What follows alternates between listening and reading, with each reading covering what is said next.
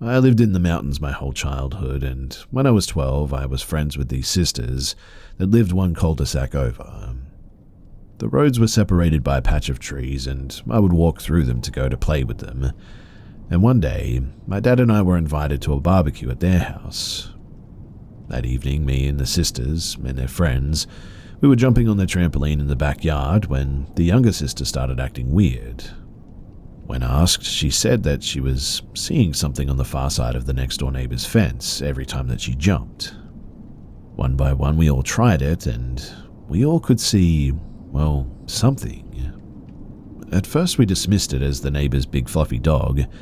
We went inside to tell the neighbor that his dog might have gotten out and went upstairs to the sister's room.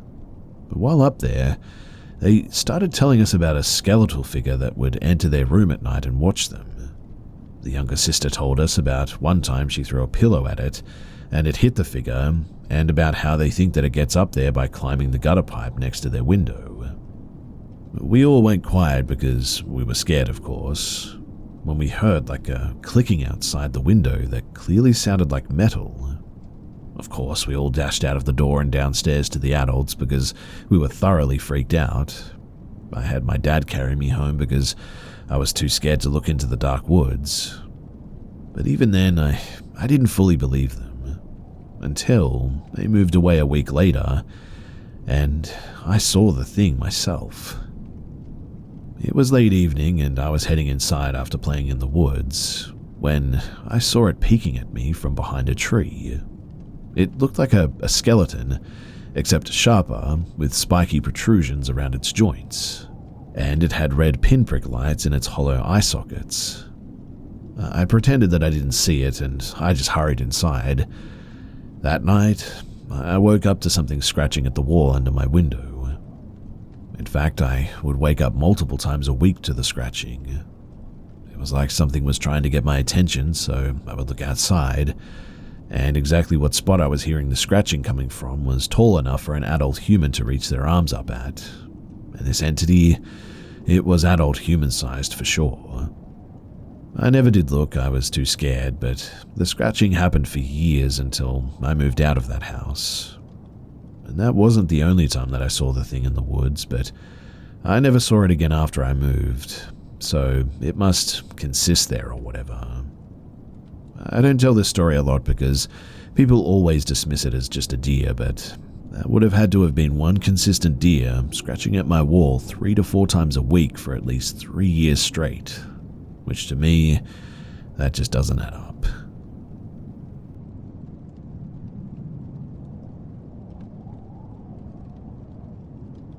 For some context, I live about 30 minutes out of the city in a wooded area. Closest neighbors are about 2 to 3 miles down the road. And this could have very well been a human, which is a lot more scary to me, to be honest, but I'm really not so sure. I thought that I would share this here as it very much felt paranormal and made my hair stand up. So last night, I was woken up by my dog crying at the back door. I look at the time and it's about 3:30 in the morning. I think to myself, that's weird, as he never needs to be let out at this time. I get up and turn on the porch lights and let him out. He was hesitant to go out when I opened the door, which was also weird for him, but I watch as he runs over to the back fence and starts barking. This wasn't his normal bark too. He basically sounded like Cujo, alarmed. As I've never seen him that distressed, I open the door and call out to him to come back inside. This was when I hear it.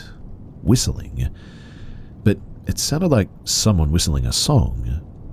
I don't see anything at this point, but still freaked out because, well, I'm not sure who the heck would be out at my property at this time, let alone at all, really. I'm desperately trying to get him to come in, but he's fixated on whatever he's barking at.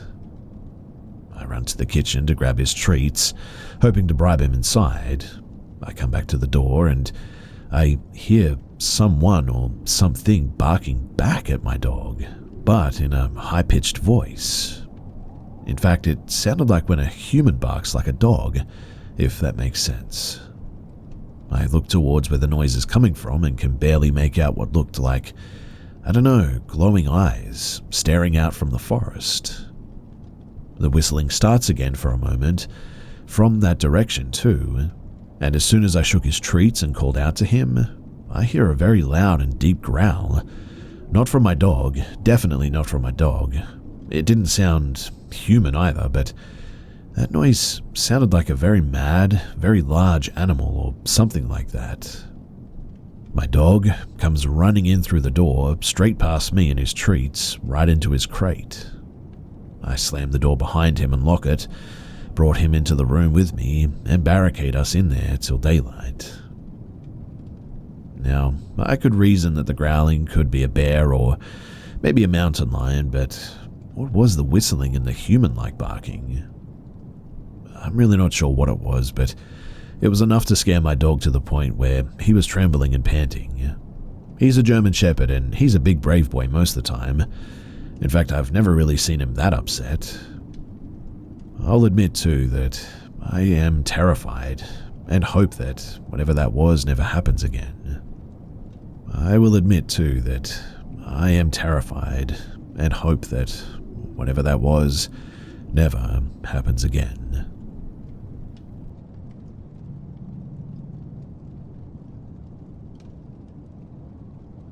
When I was around 8 years old, I went on a weekend camping trip with a big group of people, mostly boys around my age and their dads. I woke up in the middle of the night because I had to pee, so I crawled out of the tent without waking anyone up. Our tents were in a big clearing, so I walked over to the tree line to find a spot, but that's when I noticed something weird. All of a sudden, the forest went, well, quiet. I remember noticing specifically that I couldn't even hear the leaves crunching underneath my feet anymore, even though I could feel them as I walked. And a moment later, I walked up on some sort of spirit that looked like a man in robes standing on top of a stump. He had a glowing light around him, and his facial features were blurred like there was a haze around his face. Weirdly, I wasn't scared at all, and we talked and stayed there together for a while. When I finally walked out of the tree line back to the camp, one of the chaperones immediately ran up to me, saying that they'd been looking for me for a long time, hours in fact, and asking where I had been for so long. I was confused by that because that conversation felt like all of 10-15 minutes. I told him that I had to use the bathroom and met an angel in the woods. He just kind of dismissed it and he sent me back to my tent. To this day, too, I wish so badly that I could remember what we talked about, but I have no idea. All I do remember is meeting him. As a kid, I didn't think twice about it and continued my camping trip like nothing even happened. It wasn't until I was older, looking back on the experience, that I realized just how strange it all was. Has anyone ever had something happen to them like this? And if you have, what was it?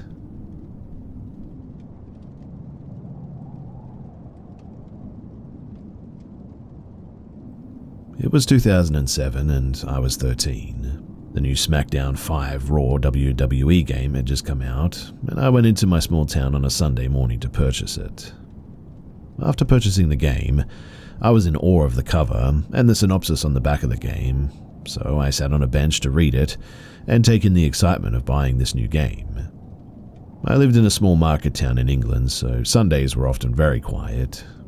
While sitting on the bench, I looked over to the bus stop across the road and noticed a strange-looking, scraggly man walking towards me.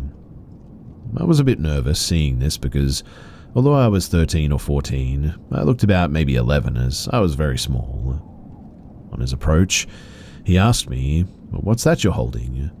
I explained it was my new game. I then said, "Look, I need to go to my brother. He's waiting for me in the mall." Although he wasn't, I felt like I needed to say this just to get away.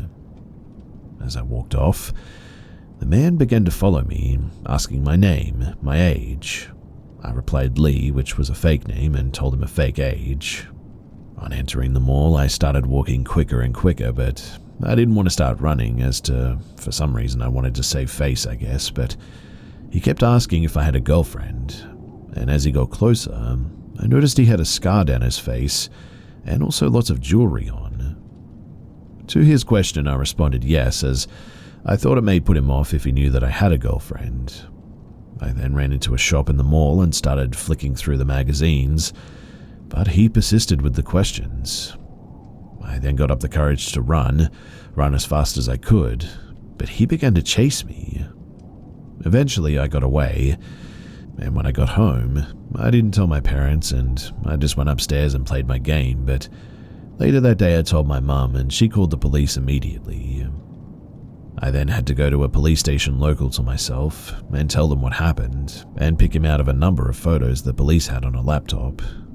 And when I found him, apparently this man had kidnapped and done many terrible things to many young boys. And I was just lucky enough to have escaped him.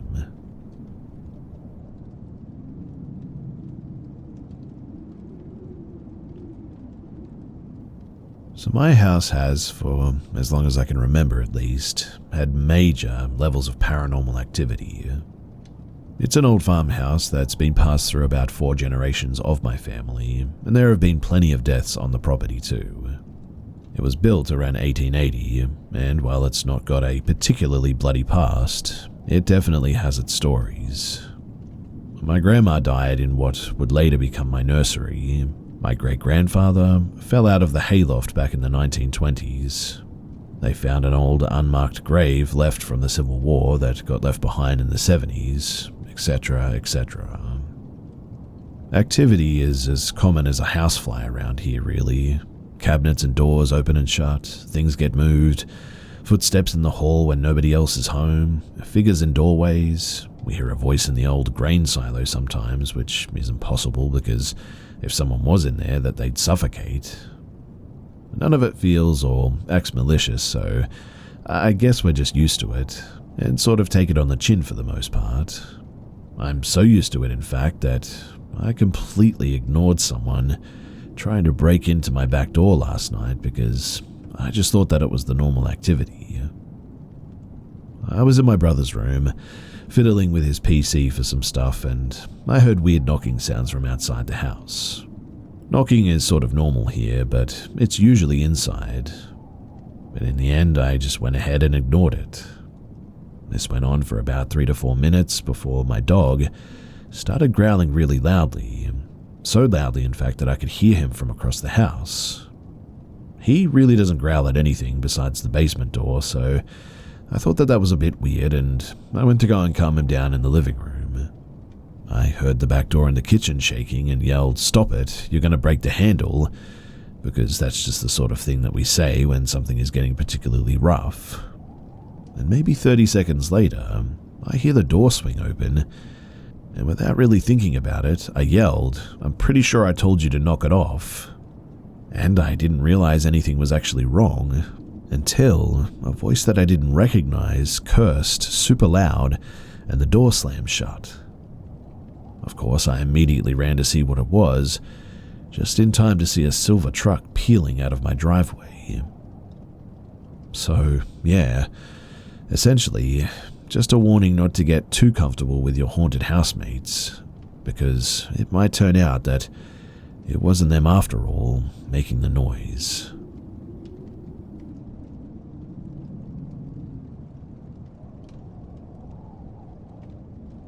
This story takes place in a very remote wooded area in northern Sweden.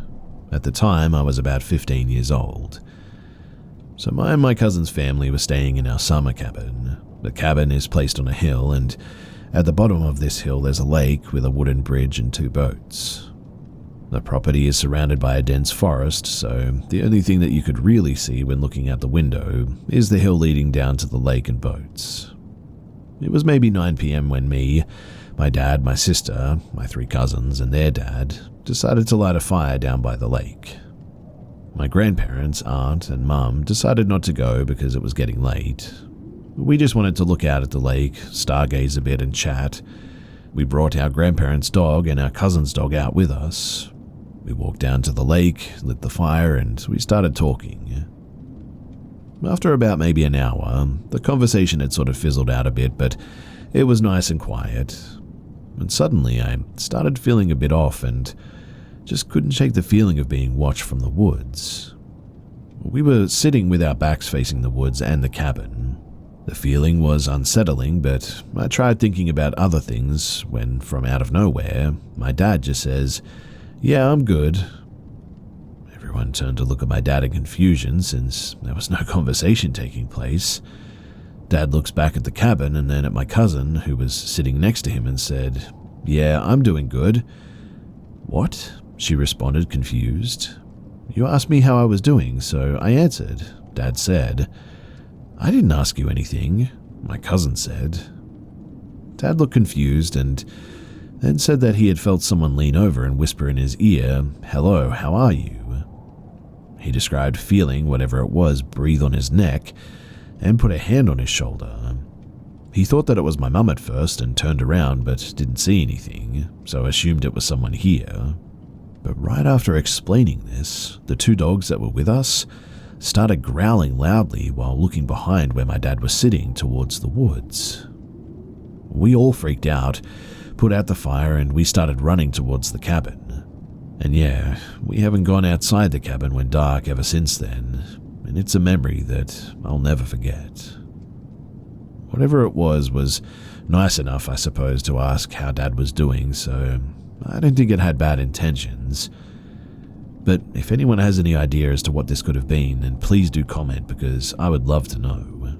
The only thing that I can think of is Swedish nature spirits called Vitra that play tricks on people, but according to some people can burn down buildings as well, or capture people if they're bothering them.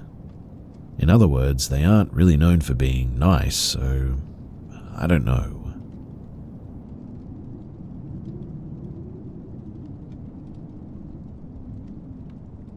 This happened when I was around 15 to 16 years old.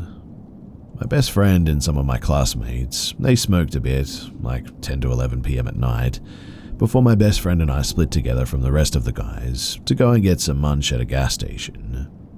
Behind the gas station, there was a lake with some benches where we chilled with some joints and enjoyed our hamburgers. Then suddenly we saw this guy, or maybe a better word is being, from the other side of the lake, like 500 meters away, pacing back and forth at the shore, kind of staring at us or eyeballing us like we'd kill his mum or something. He was very erratic, pacing back and forth, and eyeballing us like I said, when all of a sudden this guy dives into the lake and starts swimming toward us. Keep in mind, this is in Norway and it was between November and December and it was absolutely freezing outside, like our fingers hurt from holding the joint sort of cold. While this guy was swimming toward us, we see him doing the butterfly swim method, but this guy is swimming so quickly, like a medium fast-paced jogging speed almost. While we're seeing this guy, we were just sort of WTFing to each other, like, what is this guy doing? And he keeps getting closer and closer. We start to freak out a bit, and he was around 100 meters away when we just ran for our lives, like running as if there was a lunatic out there and we were in danger. And after like 30 to 40 minutes of running, we just split off and we ran home. Now, this story had me thinking for quite some time that, I don't know, maybe we were just high, but we all saw the same thing, which seems very unlikely. My friend and I talked about this today, and it was really so eerie to talk about this with him when everyone else that I talked to, it just sounds like a crazy guy, but we have no idea what it was. I mean, it looks like a person and, well, humanoid at least, but the ability to swim so quickly across 500 meters like that, in like 0 to 3 degrees Celsius water, is just kind of impossible.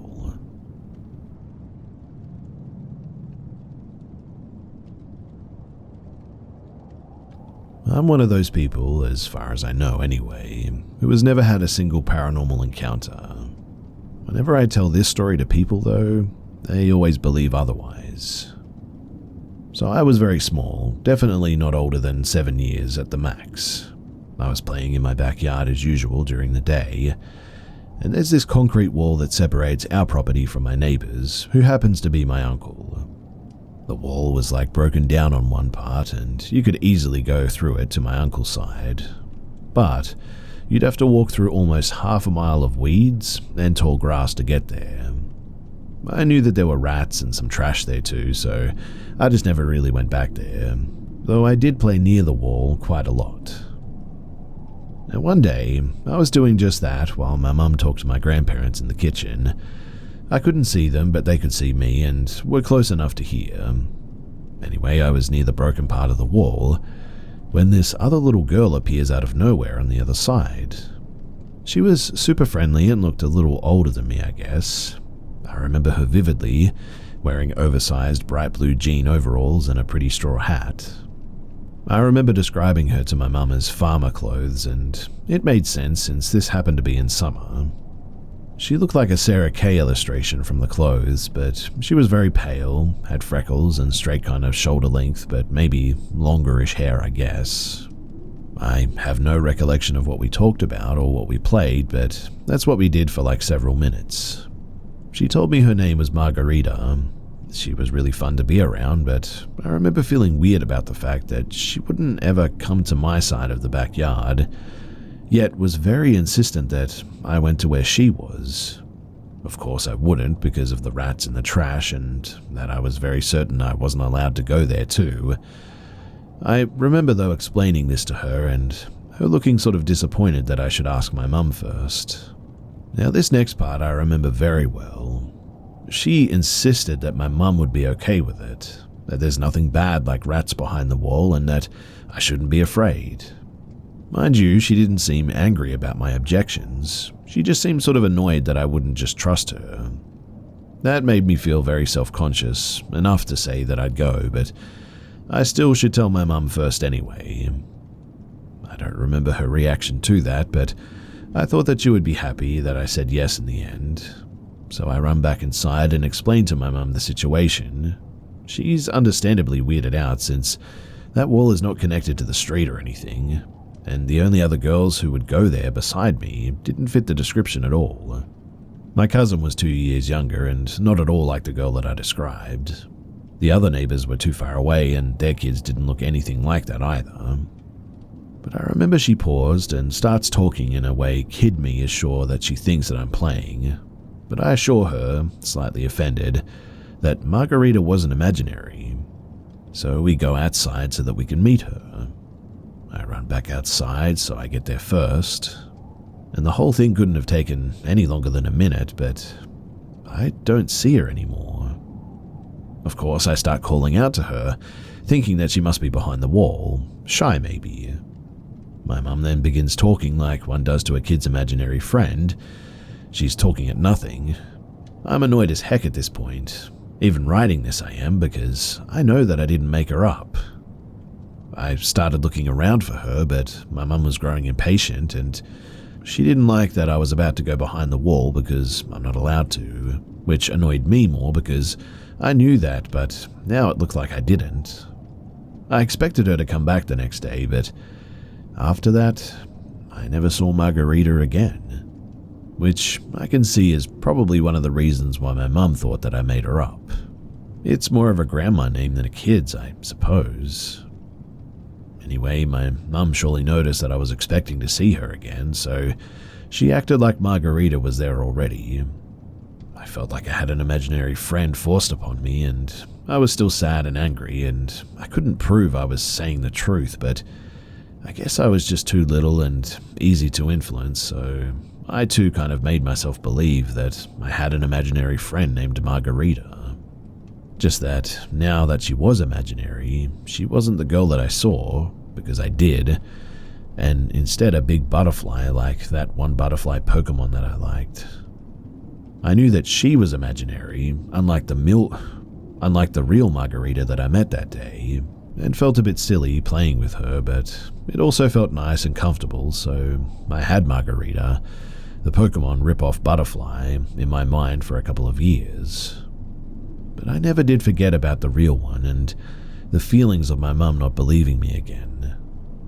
Every time I told this story, it was around the topic of my mum not believing me, but everyone always acted spooked by it. Over the years, I started to feel a bit spooked myself too, I'll admit. But who knows, maybe I'm still too easy to influence, and I just don't know if it was real or not.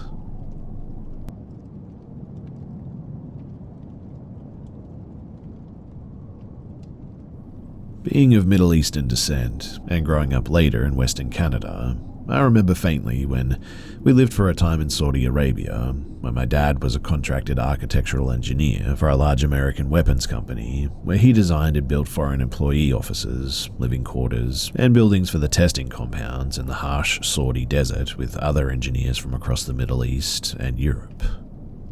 The company that he worked for was none other than Raytheon, a well-known merchant of death that had dealings with the emirs of the land, who were swimming in black oil and luxury, and were the de facto government at the time. I remember meeting some of them too, who were rather pleasant and came with toys and candies for me and my siblings whenever they would come to our house to socialize and make their plans with my father. Little did I know, my father would tell me years later, in the comfort of our Vancouver apartment of course, that these men in their immaculate one-piece suits were quite ruthless businessmen with killers and spies in their employ.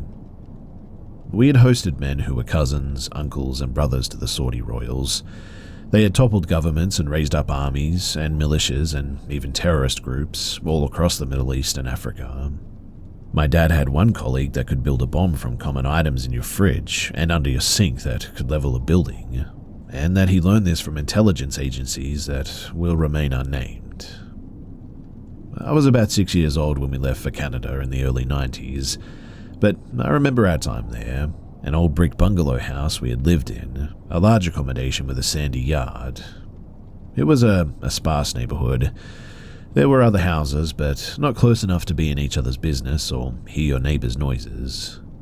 Most of the people living in this area were in the employ of the royal family in some capacity. They were well off, educated, and well connected. There were several empty houses around as well that I would sometimes roam around and explore, if I found the opportunity to escape the confines of our home, that is. Now, I had heard of the jinn early on from my mother as warnings against bad behavior, or when she wanted to scare me with images of beastly ghouls. She would say that they appeared in many forms as shadows, humanoid chimera-like beings with hooved feet and tails, as transparent ghosts, or as invisible unseen forces even. She said that they could also appear as humans and that they were great mimics. They could lure you into places with the voices of people that you knew. She would also say that they liked waiting until you slept, as they could enter your dreams for unknown reasons. Many times she would also ascribe any possibly paranormal or odd goings-on to the jinn. For example, if one heard unexplained noises from an empty room, or even if objects were lost, thoroughly looked for, and later found in area searched several times, well, that was them, playing their tricks.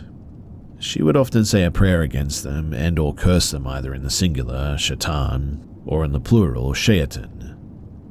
My mother would alert me against going to the abandoned or empty houses, for she warned me that these are the places that the jinn would occupy, waiting for wayward souls to attach to and torture. My father, being a rather pragmatic man, told me to never mind her stories, to just go and explore, but to be careful of strangers and not to be gone for too long. Now, she told me that once, when I was 3 years old, I was sleeping in my room at night, and she had cause to check up on me after being washed over with a foreboding feeling, a creepy sensation that she needed to see that I was okay. Upon entering my room, she said that there was a black shadow in the corner near my bed, that she saw it clearly for a split second, and not only saw but also felt, and she flipped the light switch on, and it just dematerialized instantly.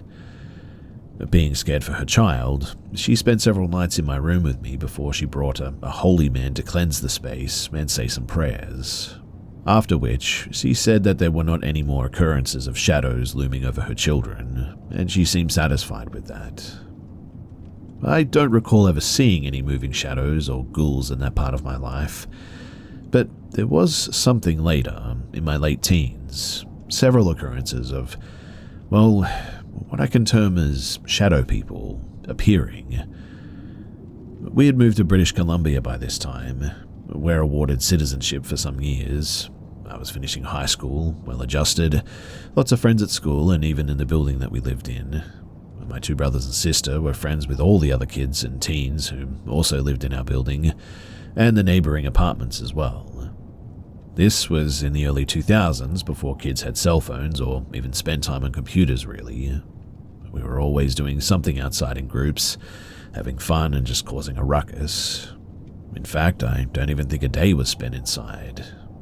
If we could help it, we didn't need money or reason to just roam about at the very least, and more often than not, we had our regular haunts and meet-up spots.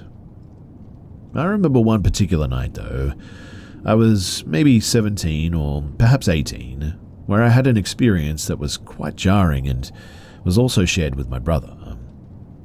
So I had been sleeping and woke up, paralyzed, unable to move or speak. But to my horror, there was sitting in this chair beside my bed a shadow man with red eyes. His energy was malevolent and contemptuous.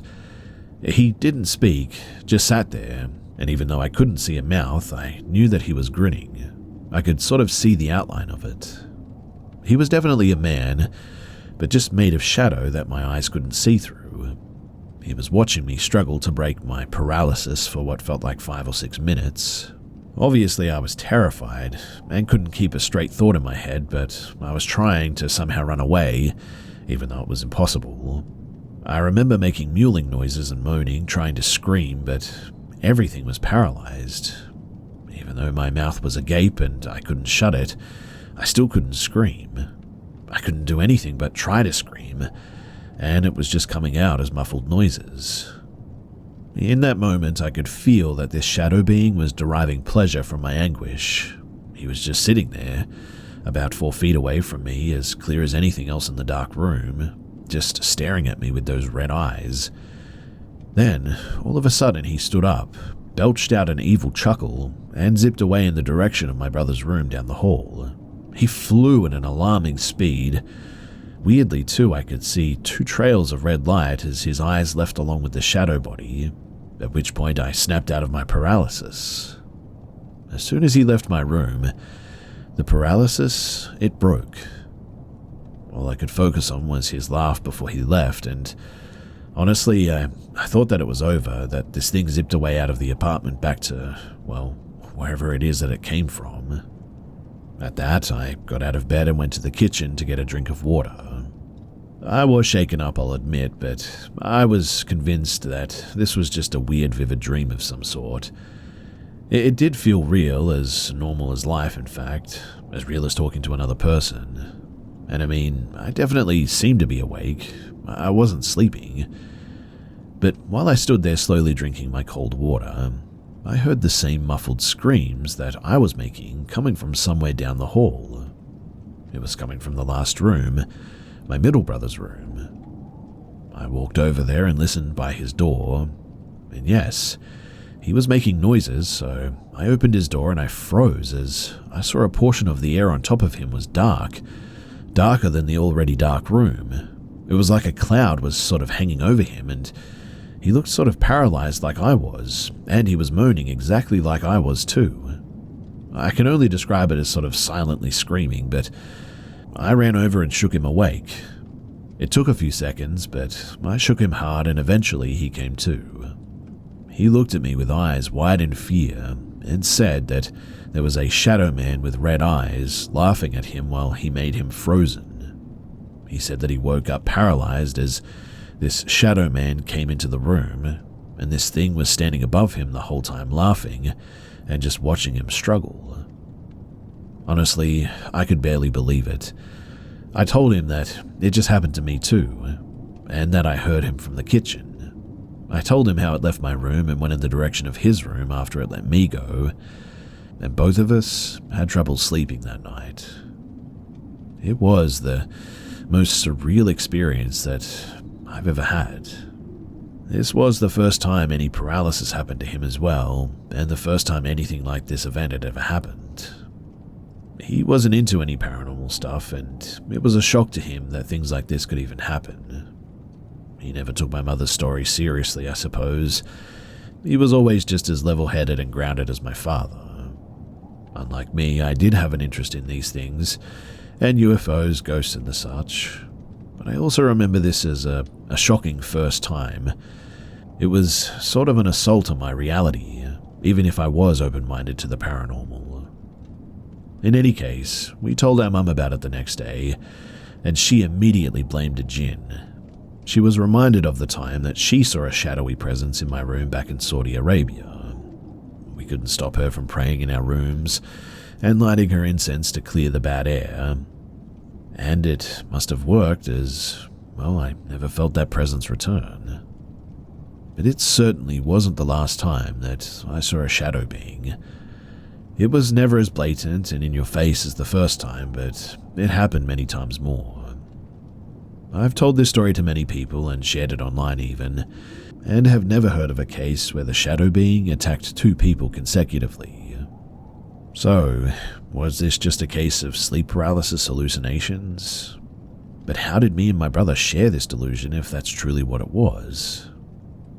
To this day, we still talk about it. I had many other sleep paralysis encounters with shadow beings, but never like that first time, never as malevolent, and never again shared with another person. In fact, I get sleep paralysis quite often now, even had it last night, but I haven't had a shadow being during these times in 20 years or more. I guess I've just become used to it now, waking up, unable to move, and have learned to keep calm until it passes, which it always does in a minute or so. There were many other times I've seen the shadow people during waking hours, fleetingly, in the peripherals of my vision, darting by. As have others, I know. Other times I've seen them when entering a dark room before turning a light on, after which they always disappear. I guess I just got used to them, I suppose. They seemed fairly harmless, and eventually I just stopped noticing them. I figured after some time and study that they, most likely being jinn, were just sort of living their lives, and that the veil that separates our lives from theirs can become thin, rendering them somewhat visible or lets their presence be felt. Reading about jinn as much as I could, I have learned that they have lives like we do. They have children apparently, duties, can be good and tolerant, or, well, downright mean. Some are interested in pranks, some can grant boons, and some can possess you even. But I have read that possessions are exceedingly rare. I've even read that they have religions. They can believe in God. Being shapeshifters, their most common form is a shadow in the shape of a human. But perhaps that's also the most common way that our minds can grasp them. Maybe our eyes can only catch them in a certain visual frequency or something. They have their favorite dwellings, but can appear anywhere, which means that they're not locked in a location in ways that ghosts or spirits can be.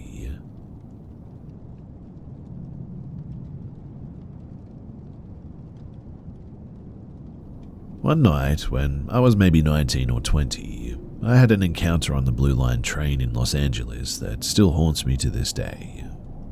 So I was waitressing in downtown Long Beach and worked the closing shift.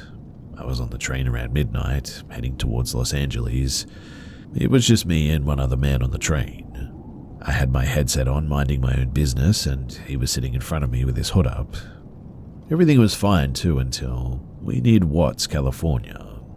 The man, he got up, walked to the train doors, and as they opened, he turned back to look at me, and that was when I saw it. He had no face, no features, no eyes, no lips, no mouth, just pure blackness under the hood. He walked off the train, and I felt like my heart almost fell out of my body.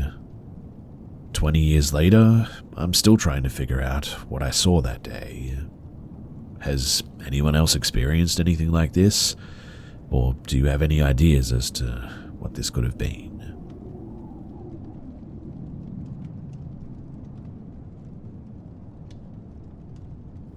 This happened about 2 hours ago. So I, a 26-year-old female, and my boyfriend, 36 and male, decided to go to the store to get some oil. But we have to go out 45 minutes just to get this out in a bad part of the city, but it's the only European store that has the actual stuff that I grew up with eating. My family and I are from the Ukraine but live in the US, and it's difficult finding authentic places that have exactly what we had. And this is the only place that I've found that has it down to the exact brand. Anyway, as we're driving, we're on a 3-lane road, which we need to get into one of those mid-section U-turn type of lanes. We get into our left turn lane, and a black car blitzes from the far right lane through the middle lane to cut us off at the left lane, which my boyfriend and I are like, what the heck? And then they stop at the green light for the U-turn. My boyfriend gently honks twice in a nice way in case they were on the phone to go since the light is now green. They go forward and we go to the parking lot directly on our right to the store that we need to go to. The car in front of us, which was now in our far left lane, goes through another 2 lanes and drives onto the sidewalk to go into the parking lot that we were going into, and rides nearly on our bumper, pressing their horn the entire time that we drove. My boyfriend eventually decided to stop a few feet further than the store instead of parking at it, and at that point, I realized that his car camera was not on. I can't remember the name in English, but it's a camera that records in front and back as you drive. I tap it since usually it starts recording when it feels motion. It didn't turn on, and we realized that it somehow was disconnected on the car. As he's trying to get the camera plugged back into the car, the black car pulls up, and I see 3 guys looking 18 to 20 in there. All 3 are African American. They roll their window down, and the driver then reaches for something, about to take out something, and I'm screaming at my boyfriend, just drive, go, just go. And my boyfriend slammed onto the gas pedal. We drove off, and that black car does too.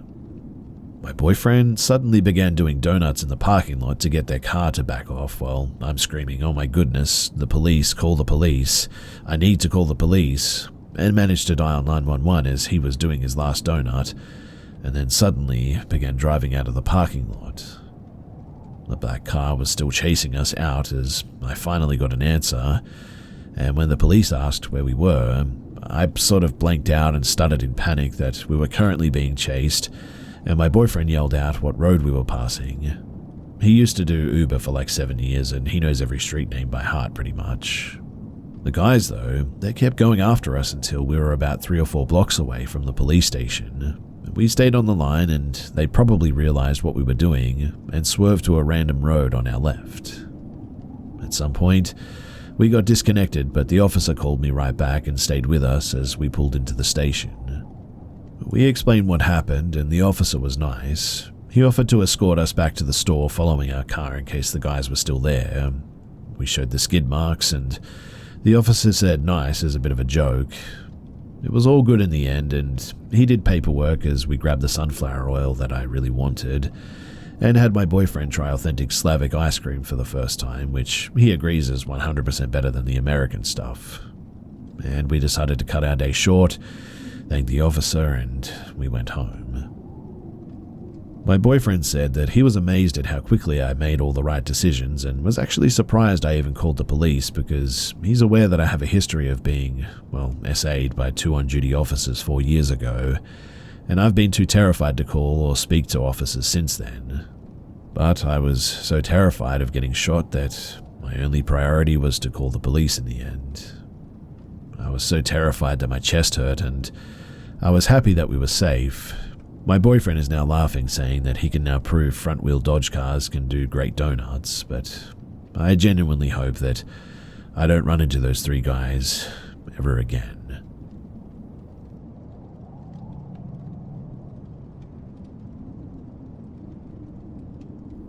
This happened quite a few years ago, but I can still remember it like it was yesterday. This wasn't a ghost that I saw maybe out of the corner of my eye for a split second, or from some super far away place. I saw it up close and personal for a solid 5 to 6 seconds, which, when you're seeing a ghost, seems like an eternity.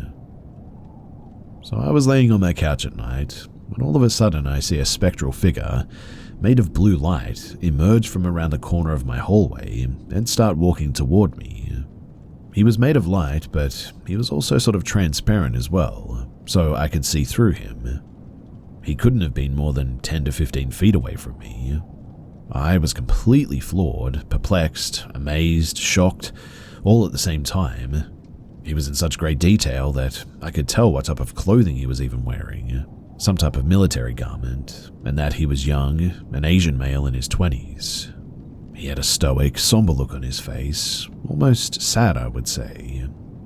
As he walked toward me, he left a trail of undulating blue light behind him that kind of waved up and down.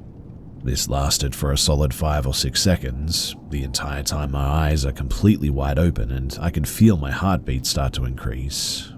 And as quickly as he came, he then vanished into thin air as he got closer to me. I have never seen anything like it before in my life, and I seriously doubt that I ever will see anything like it ever again. I told my family about it, and they said, "Oh, you've always had a vivid imagination." But it was like, no, I know what I saw. There's no way what I saw wasn't real. I've never believed in ghosts before, thinking that anyone who does has to be certified crazy, but after that night, I truly believe in ghosts and some sort of afterlife. For some weird reason, I didn't feel scared when I saw him or even after. The dominant feeling that I had was just pure amazement and bewilderment to what I had just witnessed. Everyone always says that if or when you see a ghost that it is scary, but that wasn't the case with me at all.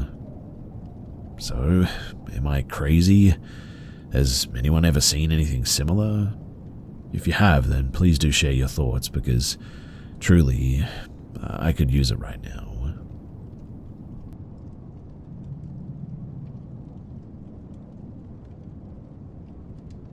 I was born in Amherst, Ohio, April 7th, 1984.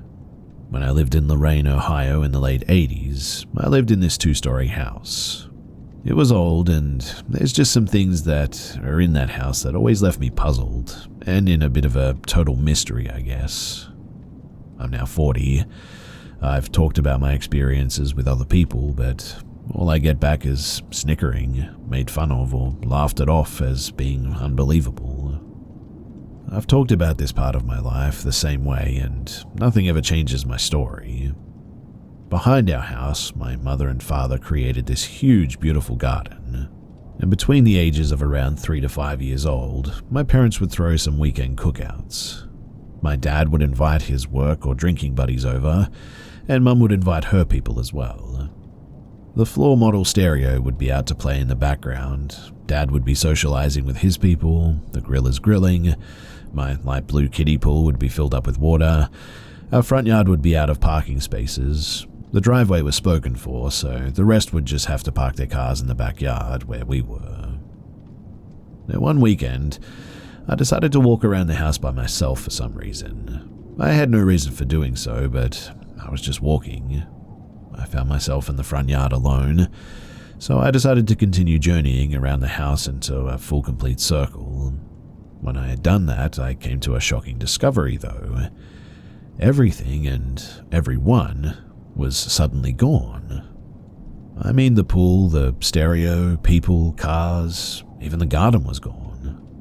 What was once a garden was nothing but a bed of grass now. But here's the weird thing. I can still hear everyone. Yes, I was awake, I wasn't dreaming. I wasn't just seeing things. In dreams, when talking about dreams, you only know about 5% of the dream, and it's all over the place when telling it, right? But in this case, I remember everything.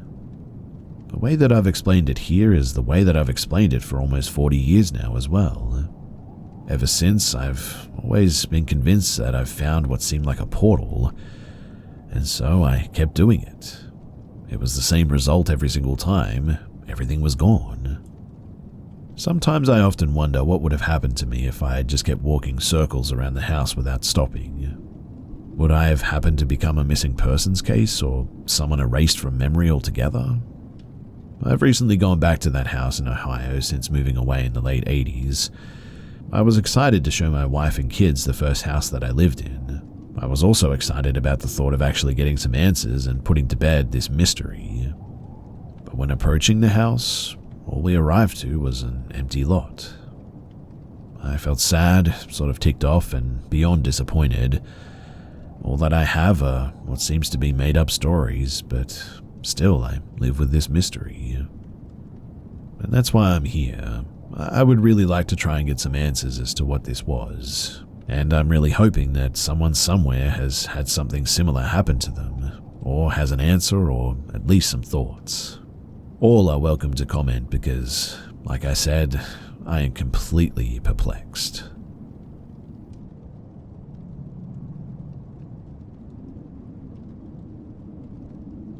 This happened to me and my friend G when I was on my 3rd year of high school after the COVID pandemic and lockdown. Me and G live in the same city. It's really not that big. We had this place that we enjoyed hanging out because there was no one around there. No drunk dudes, no annoying babies and crazy parents, only a very few people and the calming sound of the grass. It's near the biggest park we have here, so the trail isn't that hidden. Anyway, we used to go there during the summer, but it was around November and it was kind of cold out and we were shaking a bit. But we just wanted to be alone, and I guess the creepy atmosphere was sort of intriguing. We had only one incident the last time that we went there, which I think I'll share here in the future at some point, but he was skipping about going there, but I was a sort of talkative person too, so it wasn't hard to convince him that day.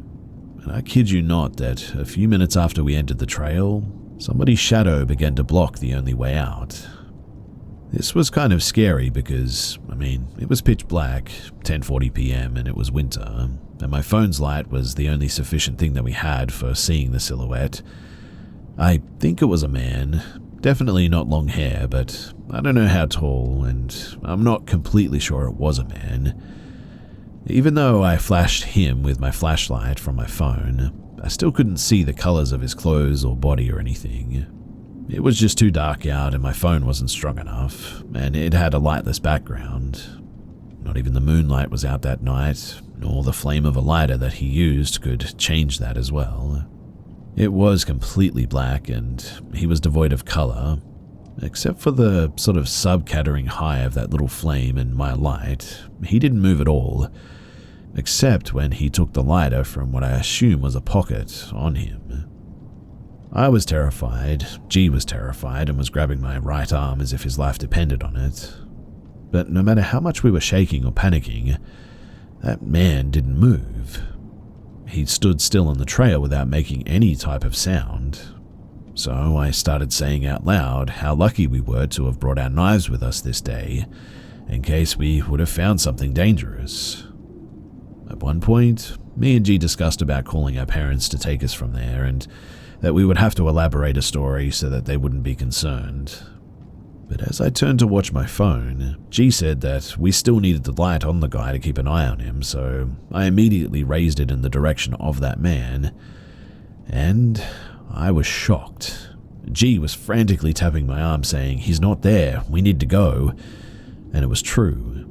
In those few seconds, he was out of our vision now, which of course drove us crazy, and prompted us to run faster and faster in the direction from where the streetlights would illuminate everything, making us feel safer. Eventually we got out of the trail, but I could have sworn that I heard someone following us.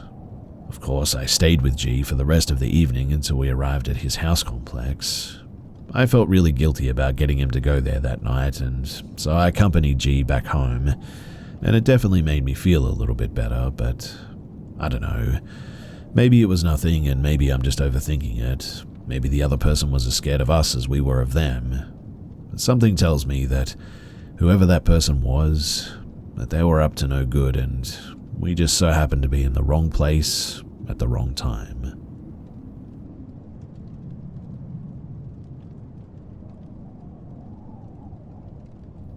So I have a series of short stories from when I lived in Utah years ago.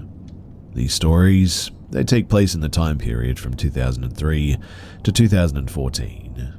I originally come from Utah, but haven't lived there in years, and have lived all over the United States since then. So I've lived in lots of places where they have their own histories, hauntings, and interesting stories. So here's the first ones, well, chronologically speaking anyway. So in 2003, my then stepdad, who was and is abusive, controlling, and treated my mother and my siblings and I horribly, began escalating his behavior. I noticed a pattern that, as he got worse, strange things would happen around the house. Like, family members and I would hear disembodied voices throughout the house. A strange presence would be felt at some times and then not at others. And, most notably, we would see shadow figures running around the house. These were not tall, humanoid figures that you typically think of when you think of shadow figures. These were deformed, almost animal or alien in nature, and moved extremely fast and had an almost impish quality to them.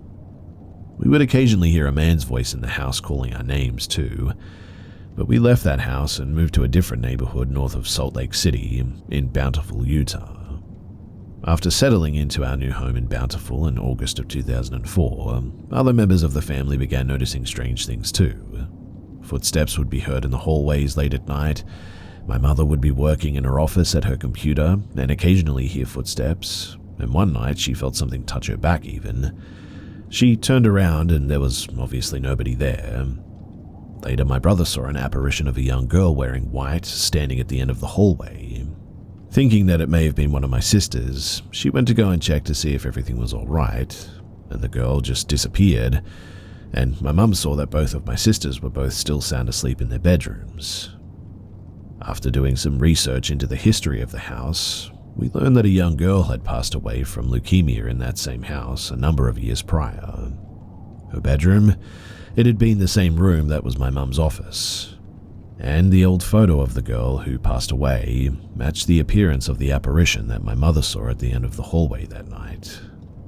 In 2006, as the behavior of my then stepdad began to become even more abusive, so too did the odd occurrences in the home.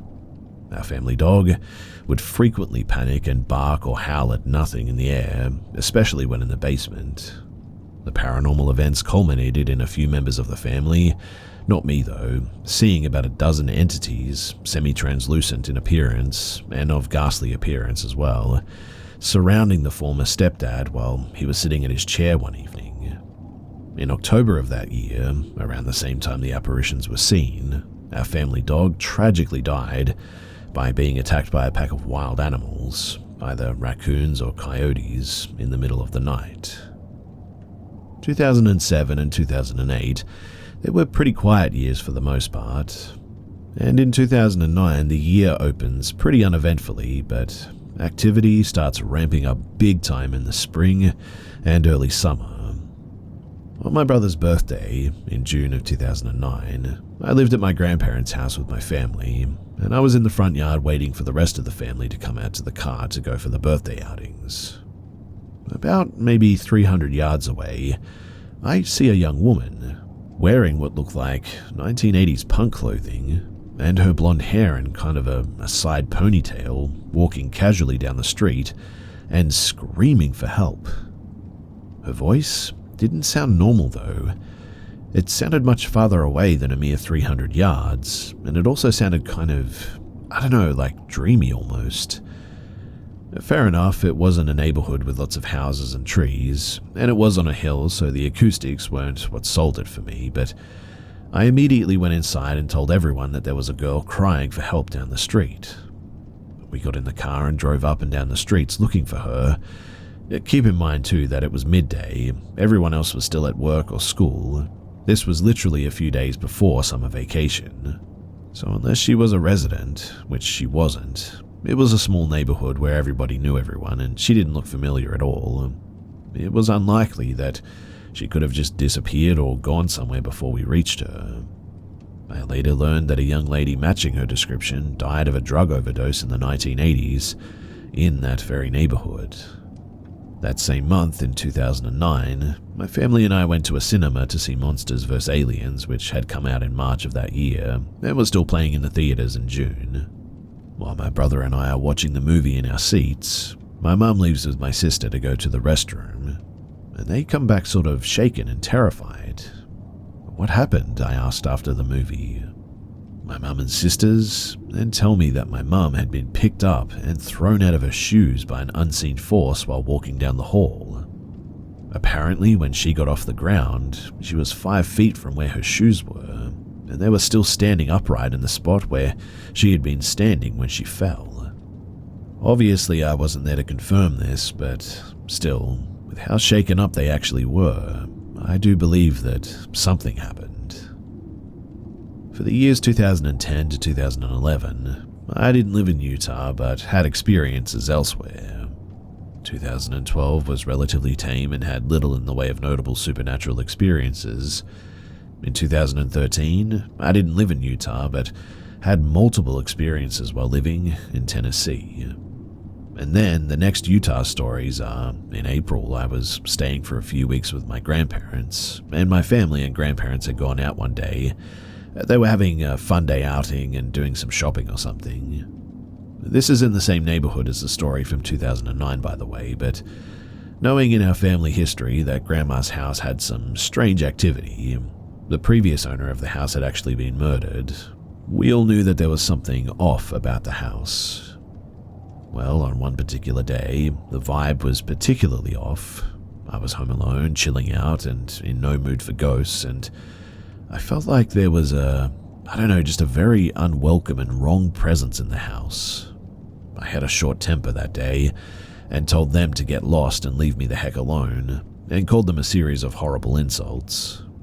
I sat down to play guitar and unwind a bit, and then from like 30-ish feet away down the hallway, I heard a woman moaning coming from my grandma's room. I was home alone, and after hearing this noise, my blood just ran cold and I froze. Hello? I managed to choke the word out in as stoic and friendly of a voice as I could muster, but there was no response. To keep myself from soiling my pants and running out of the house, I ended up just sort of scoffing and told myself, it's probably just the cat. My grandma had a tabby cat named Lottie at the time, who was one of my best friends. She later passed away in August of that year due to old age, but I had never before or since heard her cat, or any cat, make a noise like that. It was a human noise.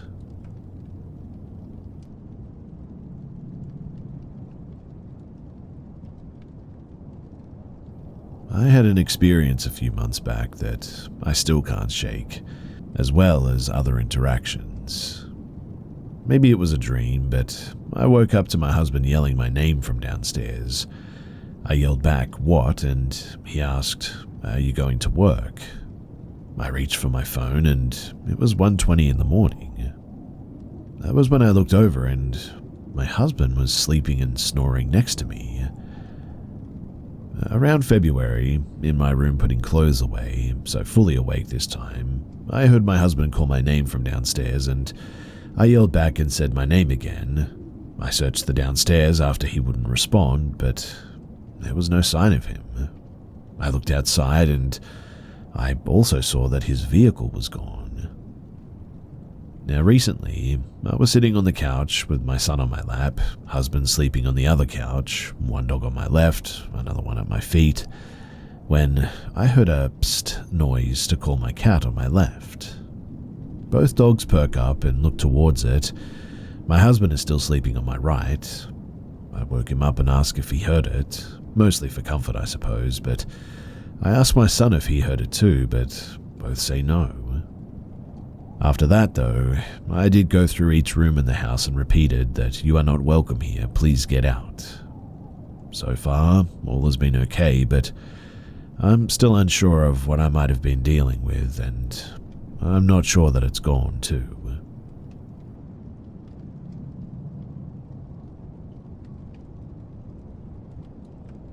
When my grandfather was young, he helped his father with his line of work, and he often worked in the woods, whether it be helping cut down trees or gathering wood. That's usually where he was. This particular day, they went to this secluded town. When they got there, my grandfather wanted to go and explore the woods a little bit while his father worked.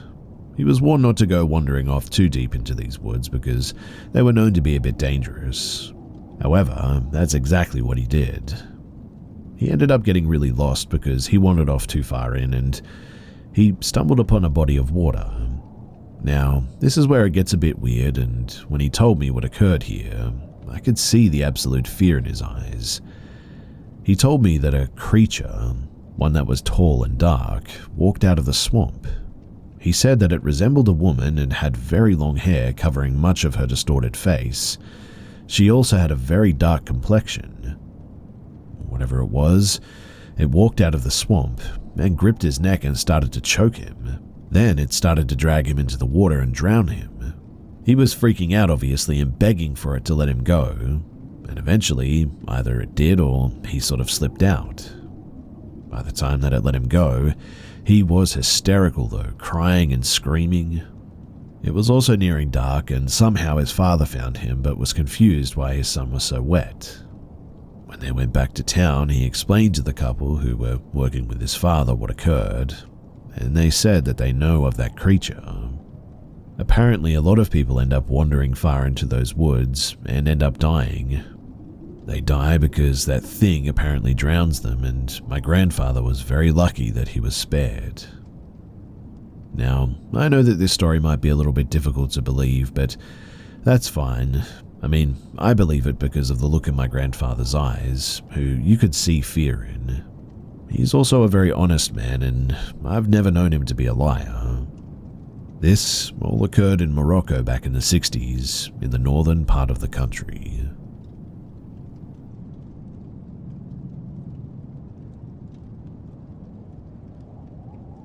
Back when I was a kid, my family and I lived in a pretty old house in Tennessee. The house was built in the 1920s, I believe. It was kind of shaped in a square. Think of a racetrack that you can go around. My sister and I's bedroom door was in the living room, and the hallway was to the left. I used to have reoccurring nightmares and sleep paralysis of a tall man with a hat coming down the hallway to my bedroom, and I would always wake up before he came into my room. Textbook sleep paralysis story, I know, but during summer, my mum would leave me and my 3 siblings home alone while she worked. She would come home tired, and since she low-key had a lot of kids, she didn't like us to immediately stampede her when she arrived home. So, one day, we're all sort of chilling in the living room watching TV while our mum was at work. We were just doing the usual. We heard our mum get home from work early that day, and we were pretty happy about that. We heard the back door open, and she came in talking to her friend on her Bluetooth. She always wore these black leather boots, and we heard them sort of clunking on the floor while she walked and talked towards us. When she was finally almost to the living room, she was at the end of the hallway where I told you guys earlier where I used to see the shadow man in my dreams. And you can probably guess that when we got up to greet her in that spot, she wasn't there. We were all pretty stunned by that at the time.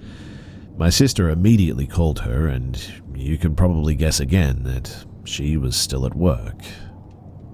I didn't tell my brother about the shadow man before, but when I did, he said that he had seen him too in the bathroom, which was in the same hallway. My mother also told me once that she used to hear my little brother calling her name when he wasn't even home. Honestly, I really hated that house.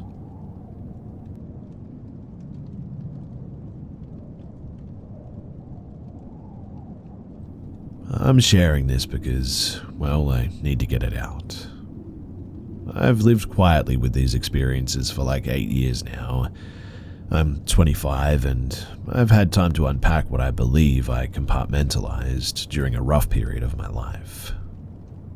So, I moved into this complex when I was 17, almost 18. I often disagreed with my godmother, who I lived with at the time, and so my best friend Sarah suggested that I move in with her family in their 3-bedroom apartment. It was by no means spacious, but in my young mind it was leaps better than the homophobia I was living with currently. Sarah's unit was one of the bigger and nicer ones, and I was already familiar with the complex, as her mother was assistant to the complex manager. We often spent the night in empty apartments neighboring hers. The empty units were already spooky to me as a teen, but even then I chalked it up to just the eerie vibe of a room with no furnishings. Now, there were a few things that were strange.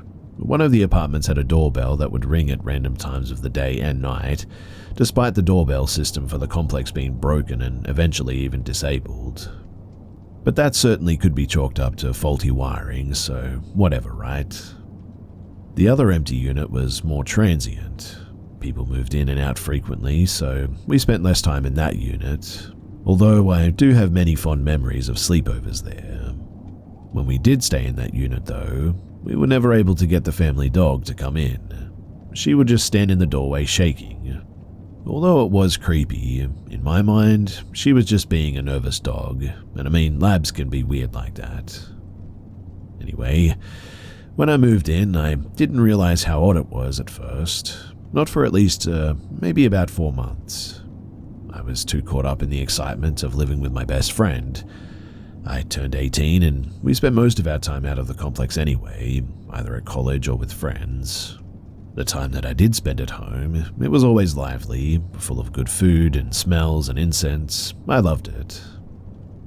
The first time I think I noticed something strange, I didn't really think too much of it at all. Banging came from the wall of the unit next to us, and I remembered complaining to Sarah that they were being awfully noisy. It was mid-afternoon though, and seeing as how it was new noises, I figured that someone had moved into the unit. The banging would continue through the weeks, but when it got too loud, Sarah and I would bang back and it would always quieten down. It would always stay quiet long enough to no longer be on the forefront of our minds, as we assumed that the neighbor got our message. I worked as a weekend and holiday receptionist at the time so that I could continue my schooling without stress. And for Thanksgiving, Sarah and her family chose to visit extended family. I was working, so I ended up staying home, and I had no apprehension about this whatsoever. In fact, I was sort of looking forward to it. I love alone time, as I am naturally a bit of an introverted person anyway. I have no issue being home alone, especially not when I had a dog and a cat to keep me company too. That day I went to work, came home, did my schoolwork, ordered pizza, and eventually I went to bed. When I woke up, it was to the cat yowling and hissing. I had left the lamp on in our room, but outside the window was pretty dark, so I knew it was still early morning. I didn't check what time it was, and honestly, as a dumb teenager, it didn't even occur to me to grab a weapon or assume somebody might have broken in. All I heard was the cat freaking out, and then I realized the dog too, low growling and snarling. I wasn't scared at first, just sort of confused. Then I rounded the hallway to face the living room, and suddenly the hair was raising on my arms. The cat was arched, yowling, staring at the dog. The dog had her ears back, fur raised, hunched as she growled at the corner of the living room. The way our unit was set up, the walls of the living room faced 2 areas, the empty hallway connecting all the apartments, and 2 windows that faced the balcony. I was sure that there was no one out there because I had left all the lights on and could see clearly out onto the porch. I told the dog to come and see, but she wouldn't even look at me. I asked her what was wrong and she barked. I tried to touch her, calm her down, but she just growled even louder at that. Honestly, it freaked me out, and being home alone as a young teenage woman, I did the stupid, maybe smart I guess, decision to go back to bed and act like nothing had even happened. I left all the lights on after that, and the next morning, I felt comfortable enough to just laugh about it with Sarah on the phone. She agreed that it was strange, but we didn't have much else to say about it really. So, the unit across from us had 2 tenants move in during the time that I lived there. The first woman I didn't know. She would talk to Sarah's mother though, so through them I learned that she had been suffering horribly from sleep paralysis. It was an offhand comment she made one day, and honestly I didn't really think too much about it. Then the next tenant moved in. She had closer relations to Sarah and her younger sister. After a few months of living there, she quickly moved out though, experiencing boyfriend troubles. Not before mentioning to Sarah though that she had been experiencing sleep paralysis too, in the same back room, with a reoccurring nightmare she described as knowing something was behind the door but being frozen and unable to look.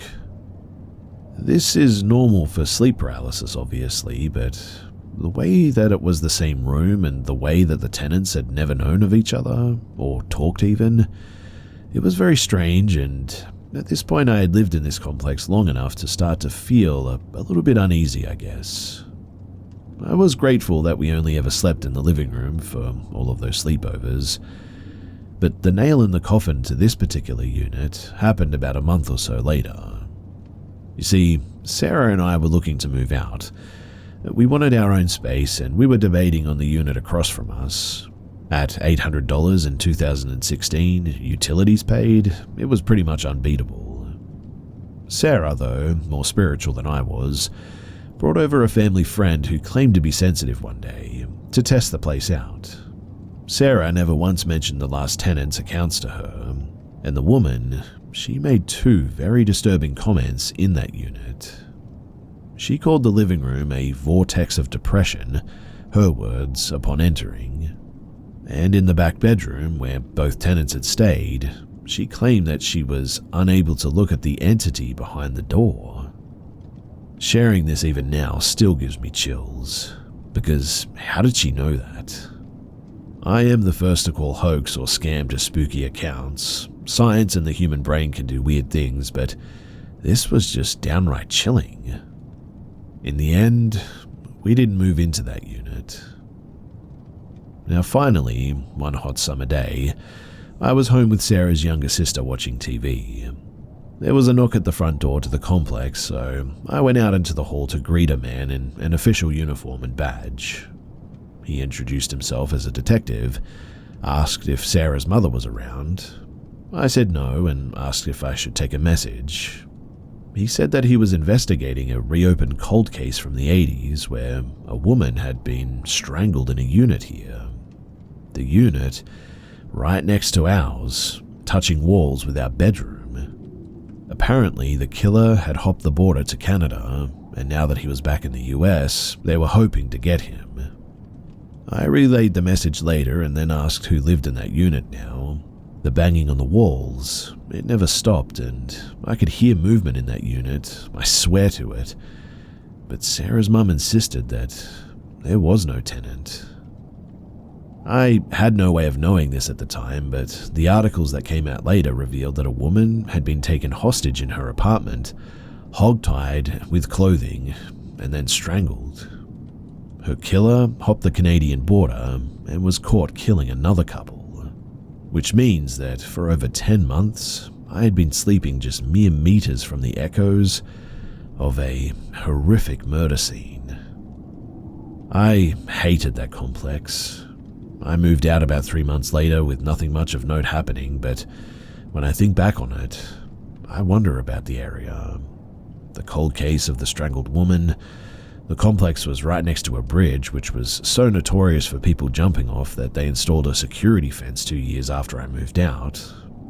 The only time I ever lived in that area again, it was a rental house directly across the bridge. I had horrible night terrors there and moved out about 9 months later due to an abusive relationship. I've never felt any urge to go back to that complex, and when I spend too much time thinking about it, I always get a bit nauseous. Even halfway through sharing this, my hands are shaking. I've never experienced anything paranormal ever again, and honestly, I really don't want to either. I don't want to believe in ghosts, but whenever I go to proudly boast that, the memory of that complex literally haunts me and always makes me swallow my own words.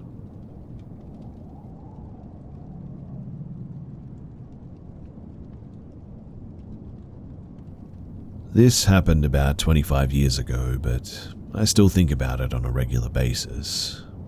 At the time, my two boys were around 6 and 8 years old, and this happened in a small town about 20 miles from Skinwalker Ranch in the Uinta Basin, Utah.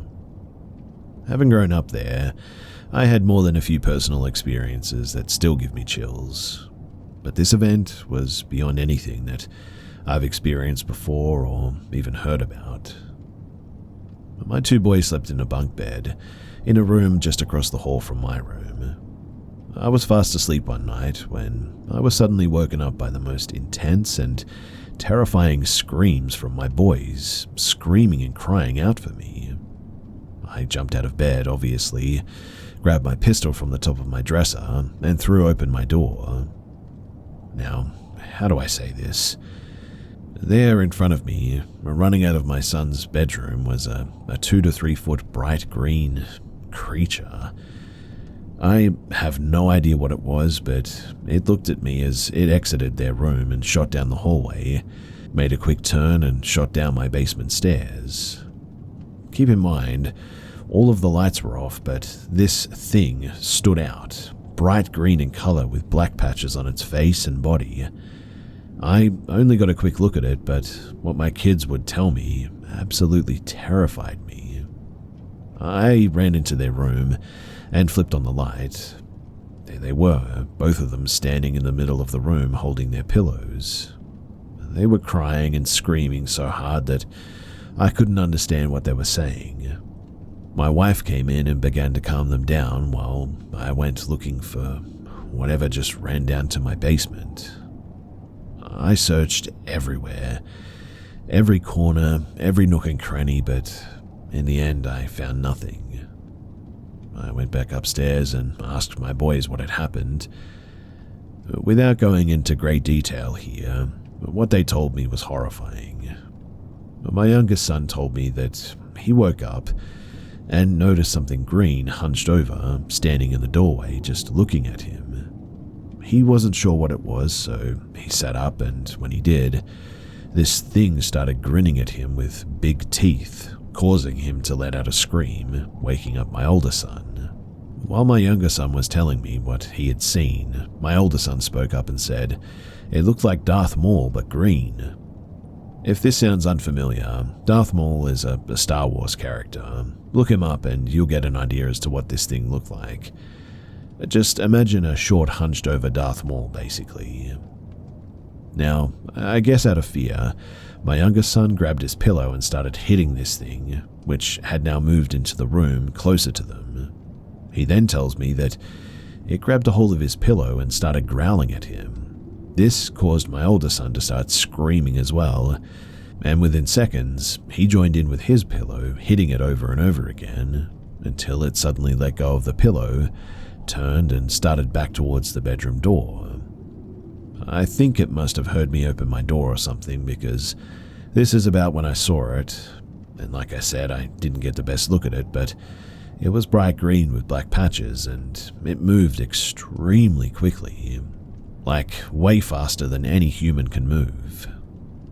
This event had a profound impact on my youngest son, because from this point forward, he would only sleep with his head covered, which always worried me. I had to sleep in their room for the next week or two before they would even go to sleep without me, in fact, and only with a lamp on in the room as well. Now, sounds hard to believe, I get it. Had I not seen it myself, I would have thought that they were imagining things. Seeing is absolutely believing. But was it a demon, a ghost, an alien, or something else entirely? I honestly don't have a clue, but I know that it wasn't human. We never did see anything again like that after that, but even today they still draw very similar pictures of what they saw that night, and while they don't like to talk about it with me, their descriptions, they've never changed. I had an experience with something very similar when I must have been about 8 years old, and I sometimes wonder if it was the same thing. What I can tell you is that this is absolutely real, a 100% true event, and the first time that I've ever shared it with anyone outside of my family. I obviously don't expect pretty much anyone to believe it, but what I'm telling you is that it is all true.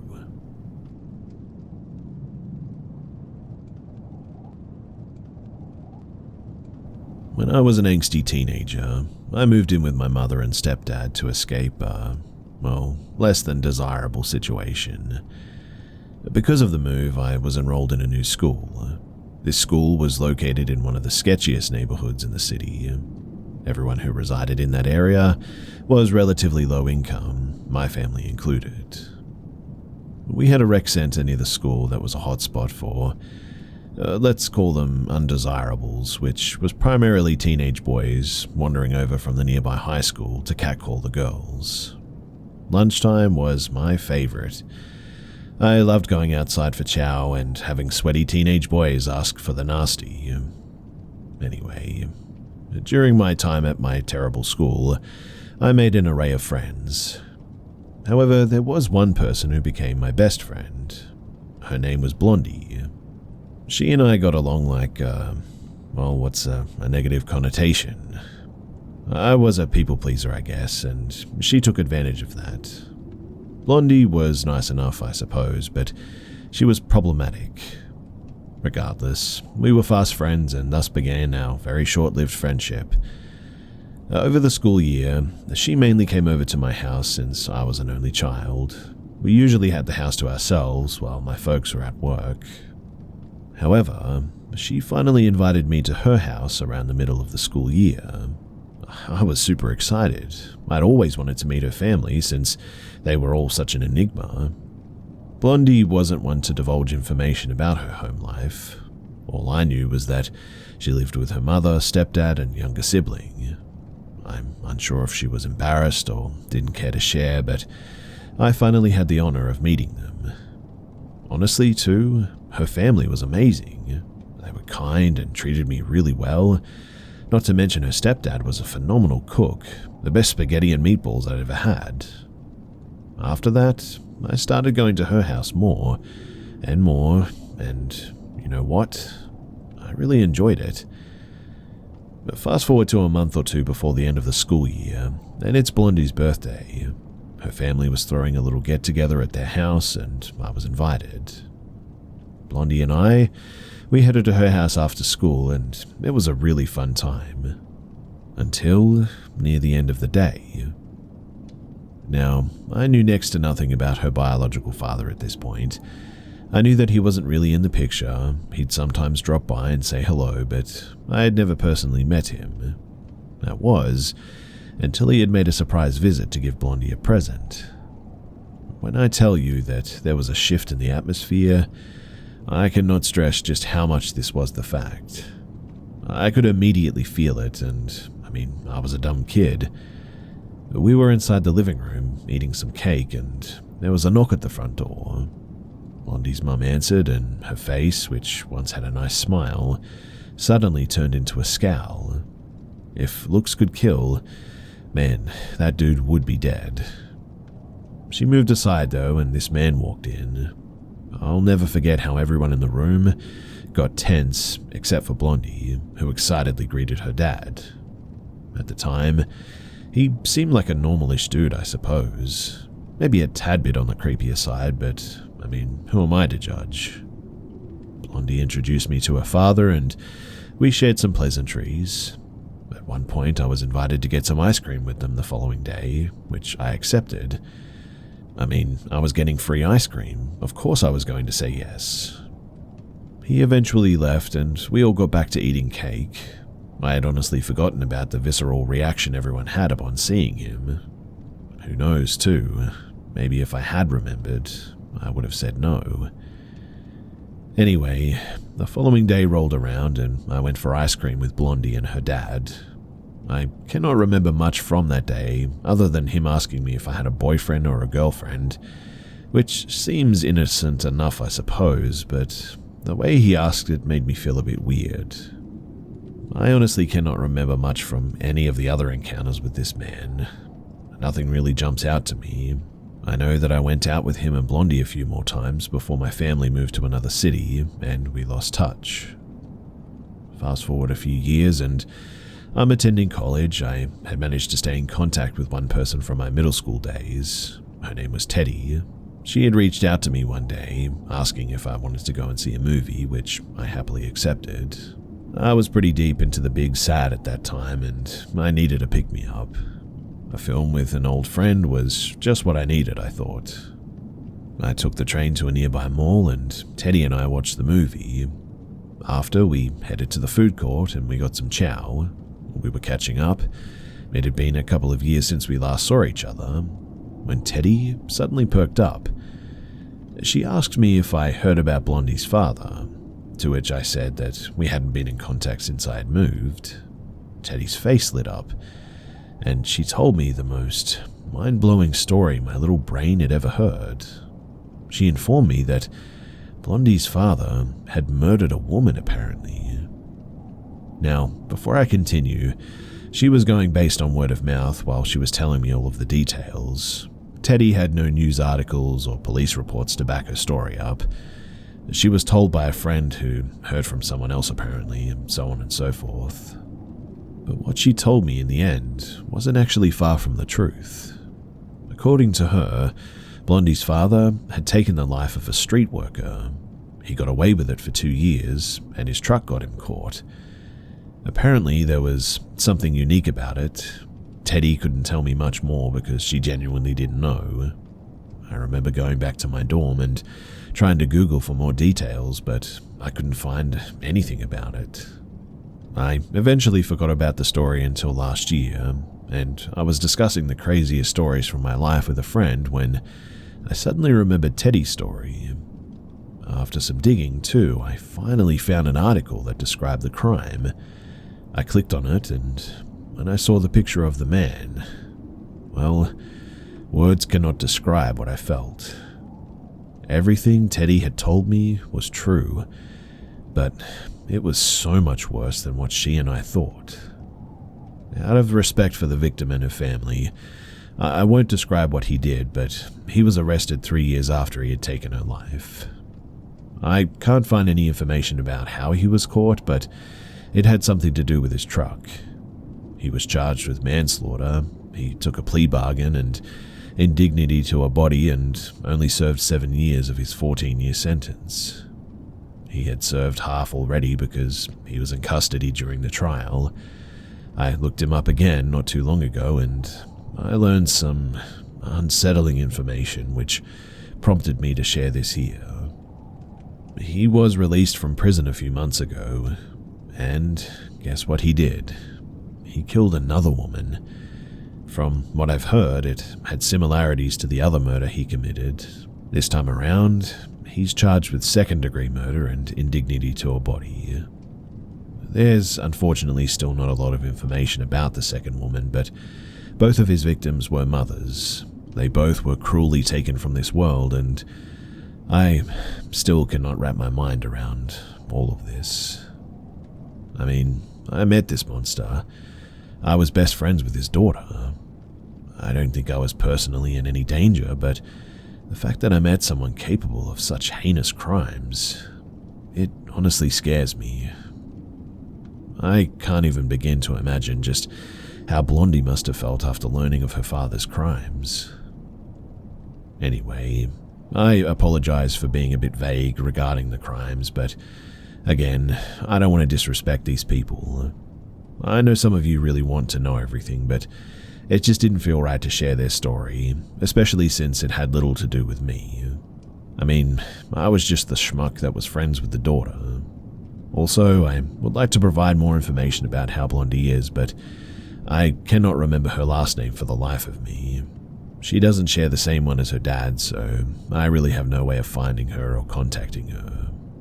But regardless, if you've made it this far, then thanks for listening.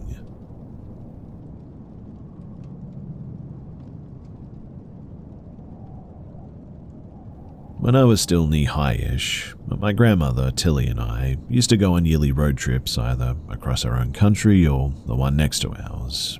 We live relatively close to the border. Well, on this particular occasion, we decided to travel across our neighboring country. Let's call my home country A and the neighboring country B. My grandmother had a friend in the more yeehaw part of the country B that she hadn't seen in a minute, and after some planning, they figured out the best time for the two of us to make our trip. I was really excited when my grandmother first told me about the trip. I had no idea where we were going, but the idea of going on a road trip with Gram was really exciting. I fast forward a few months and we finally hop in the car and head off on our merry way. The trip would take about a week and my grandmother wanted to see all the neat stuff along the way. Traveling with a child such as myself required a lot of pit stops as well. I wasn't necessarily a bad traveling companion, but I just had a small bladder at the time. Anyway, we were on the last stretch of the trip when my grandmother had to pull into a gas station to fill up. We were practically running on fumes at this point, and I really had to go to the bathroom. We pulled into this middle-of-nowhere gas station, and after my grandmother had filled up the car, we hurried inside so I could empty my bladder. And the moment that we walked inside, all the alarm bells in my tiny brain suddenly went off. I had no idea why I was feeling the way I was, up until I set eyes on the clerk. Now, I'm not usually one to judge a person by how they present themselves, but old boy, what I'll be calling him from here on out, looked like he walked straight out of a serial killer documentary. Currently, we're smack down in the center of Yeehaw territory, in the middle of nowhere, and this man looks like he should be selling you high-end cars, not working at a rundown gas station. Old boy was giving me all kinds of bad vibes. I really don't know how to explain it other than that as well. But worse still, he was already smiling a little too widely when he spotted my grandmother. She was petite, blonde, and beautiful. Granted, I'm a bit biased, but she is my grandma. However, when he saw me, you could have sworn he was looking at a Sunday dinner. Somehow, his already very wide grin only grew. Remembering it, even to this day, gives me the heebie-jeebies. Thankfully, Gram could sense a disturbance in the force and shielded me from this predatory gaze. She paid for the gas and asked for the key to the washroom, which he took his sweet time getting. She walked with me to the bathroom, which was disgusting by the way, and I quickly did my business and we returned the key with great reluctance. But here is where things got progressively worse. When we were piling back into the car, old boy closed down the shop and got into his car. It doesn't seem too weird, right? Sure, he was super creepy, but he hasn't done anything too odd yet. Now, technically, we had 2 days left on the trip. My grandma would drive in increments. 4 hours on the road, an hour off to explore, fill up, etc. Then we'd find an inn or a motel, and we'd spend the night. We traveled about maybe 8 hours a day before turning in for the night. And well, when we left the gas station, old boy followed us for, I kid you not, the rest of the entire trip. At first, we just assumed that he was heading in our general direction. It was just the one road after all. But after the third turnoff and old boy was still tailing us, my grandmother finally realized that we were being followed. This man then proceeded to follow us for, and I wish I were joking, 12 hours. My grandmother refused to stop driving unless it was absolutely imperative. For anyone wondering why she didn't just call for help or why she didn't pull into a police station or something, don't worry, you're not the only one. To be perfectly fair to my grandmother, she didn't have a phone, and despite somewhat knowing where she was, it was still pretty much unknown territory. She wanted to get to a familiar surrounding, so there wasn't the risk of getting lost, I think, and we finally made it to the city where her friend resided, and that's when we pulled into a police station. The mad lad pulled up next to our car, just as we headed inside the building as well, and watched us. I don't know what old boy was taking, but he sat there while my grandma talked with the lovely lady at the desk. Thankfully, the cops handled the creepy man with ease, but I'll never forget that smile that never left his face while he was being escorted away. Needless to say, that was the last time that we road tripped to Country B, and one of the last times that we actually took a road trip in general.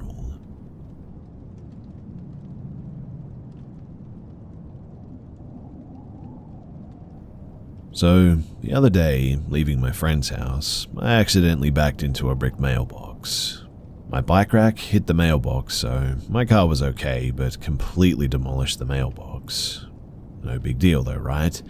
That's why we have insurance. I went to the neighbor and told them what happened and gave them my insurance details, phone number and name. All I got was his first name, but from the get-go, this dude was pretty creepy.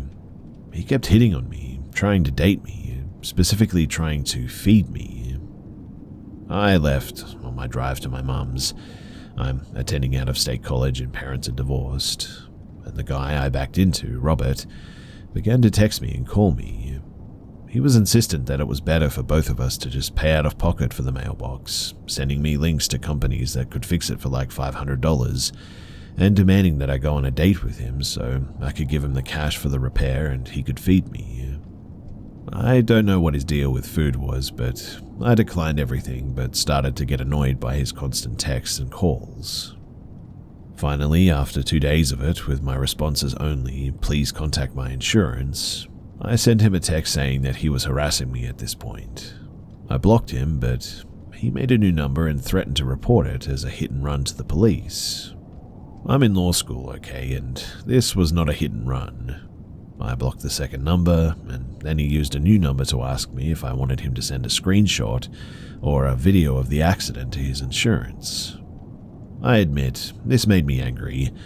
I called this number and dug my nails so hard into my thigh that I drew blood as he threatened reporting things, asking me on a date, and trying to entice me to just pay cash. I finally screamed at him to get lost and to never contact me again. My dad heard me and was upset that I said that to someone that I was in an accident with, and that I said that to a guy who thought that I was cute and just wanted a date. And then I blocked the third number. Next day, he reaches out again to tell me that I gave him the wrong policy number. I told him that I didn't, but he then said that it would be easier to pay cash, that I was the problem, etc. He was talking to his insurance, I guess, and began trying to validate my info. He had my mum's name, address, and phone number. I verified it, told him to not contact me again, and blocked his new number. The next morning, super early, I get a text basically saying that he finished the claim and I was awful for making it harder than it needed to be by going through insurance and not going on a date with him. He then included, "You're so beautiful and ugly at the same time. Don't take risks. Stay on the good path. Goodbye." At this point, I got a little bit scared, because this was the fifth number that I had to block. Then at midnight, he texts me, "Are you up? I know where you live. Don't try and screw me over on insurance. I'll report you as a hit and run. You should have just gone on the date with me." I took the phone to my dad, showed him the text, and I filled him in. My dad, a pretty scary dude, then calls the guy. He answered, "Shoot, I knew you were into me, but do you want to come over?" My dad got pretty mad at that. He said that he was going beyond harassment, that this was his final warning to not contact me, that he didn't care how he reported it, etc. Robert began saying that I came on to him and offered sex as payment, invited him to my house and was horny or whatever. Instantly, we blocked him, police were contacted, insurance was notified, all that stuff. Next day, I talked to insurance, protective order was filed, got another text telling me that I shouldn't have involved police, blocked the seventh number, notify police, go to stay at my dad's place because dude doesn't have this address. My dad is a very tall and very scary dude who loves his Second Amendment. But late last night, watching Star Wars with my dad and older brother, the doorbell rings. Dad goes to see who it was, and I kid you not, it was Robert with a trash bag filled with things that I apparently left at his house. At this point, I call the police. My dad goes ballistic, all the things. Police came and they arrest the guy. The bag? Well, it was filled with lingerie, a knife, lip balm, and a Dita Von Tess fetish book. I just met with an attorney and, plot twist, the guy doesn't own the house. He is actually an illegal immigrant, is married, and is also being deported. I feel awful that he's being deported, but I genuinely think that he wanted to, assault me or perhaps kill me or something. I go back to school in a few days and I'm actually pretty terrified that he or someone else will follow me there.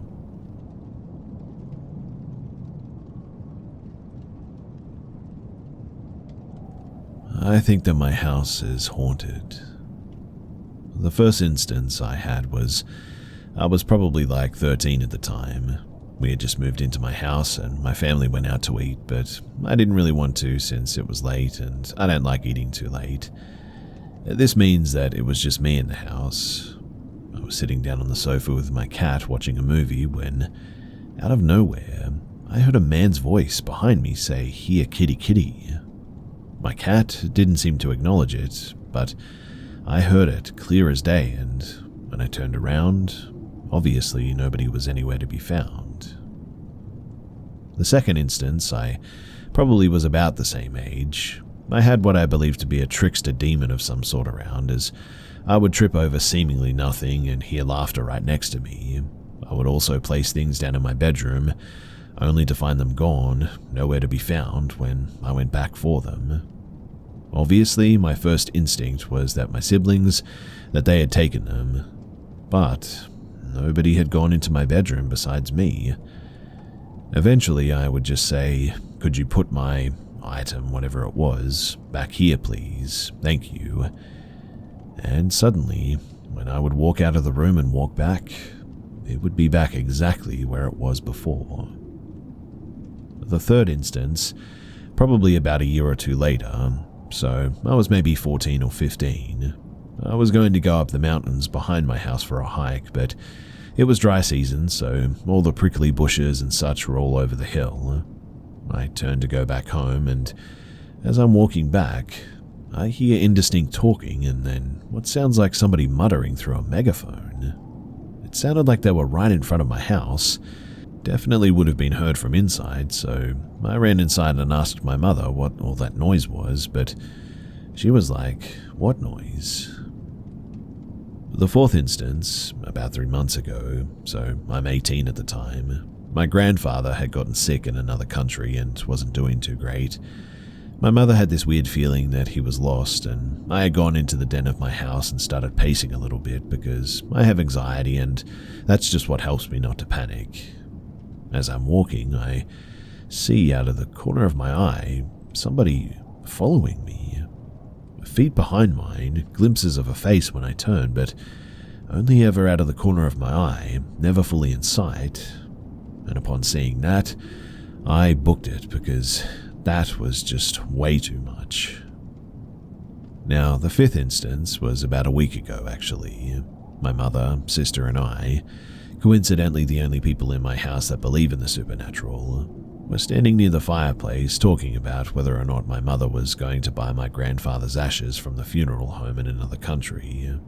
When all of a sudden, we heard a loud bang on the wall and my mother's mailbox, where she keeps letters and bills and such, suddenly fell to the floor.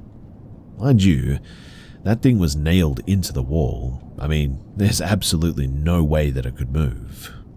But the only things that fell out were her checkbook, a pen, and a few old credit cards.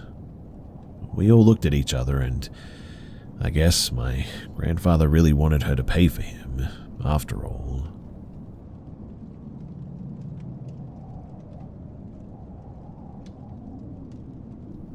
So, I've just moved into this house with my husband almost a month ago.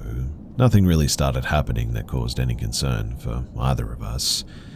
Until recently, this past week, that is.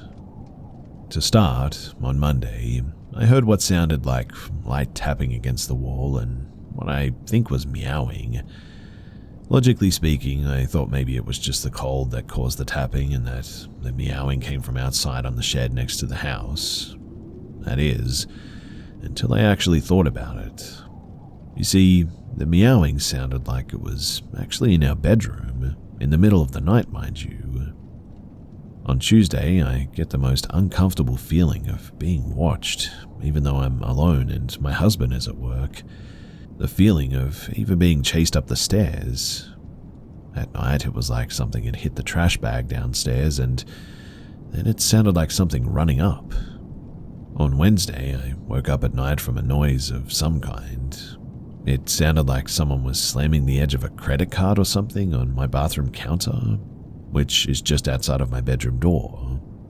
This continues for like 30 to 40 minutes until suddenly it just stops. I peek into the hallway just to make sure that I'm not hearing things and possibly seeing things either. But after that, the sound of something heavy fell into the trash can and started rummaging around again. And today, Thursday, possibly one of the creepiest things that has happened so far, and I know that I'm not going crazy.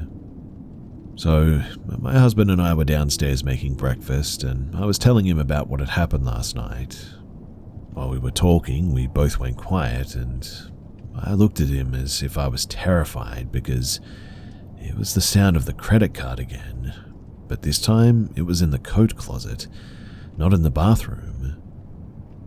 Fast forward a few hours when he goes to work, and the sound of somebody slamming into my downstairs bathroom takes place. Then came the knocking, around 5 of them. Not continuous, but definitely semi-frequent. I've been extremely jumpy since all of this started happening, and honestly, I just don't know what to do.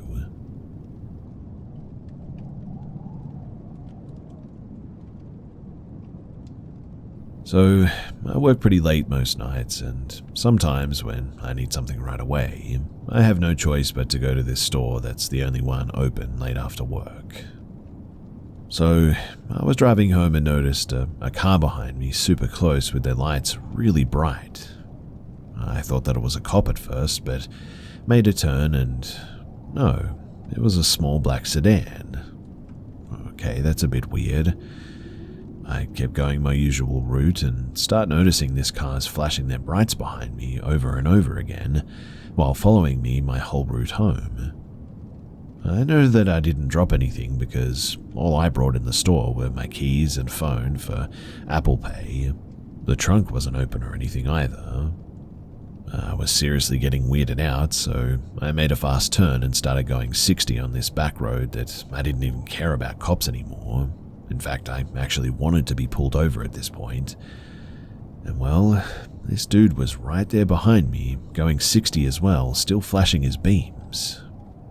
Finally, after about 10 minutes of this, there were these cops in the road doing construction, directing traffic when I looked back and he turned off right away. I have no idea what just happened, but something tells me that whatever it wasn't good.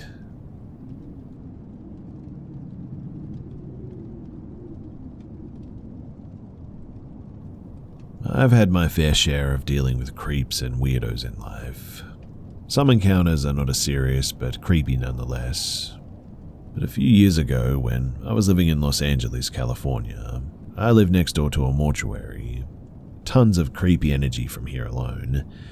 And right behind my house was a halfway house full of ex-cons, drug addicts, alcoholics, etc. The house was 2 stories and overlooked my backyard. They would play loud rock music early in the mornings, and some of them would sit in the window upstairs to smoke as well. There was one guy in particular, though, who smoked a lot. Almost every other hour, I would see him taking drag after drag from his cigarette, watching my backyard intently.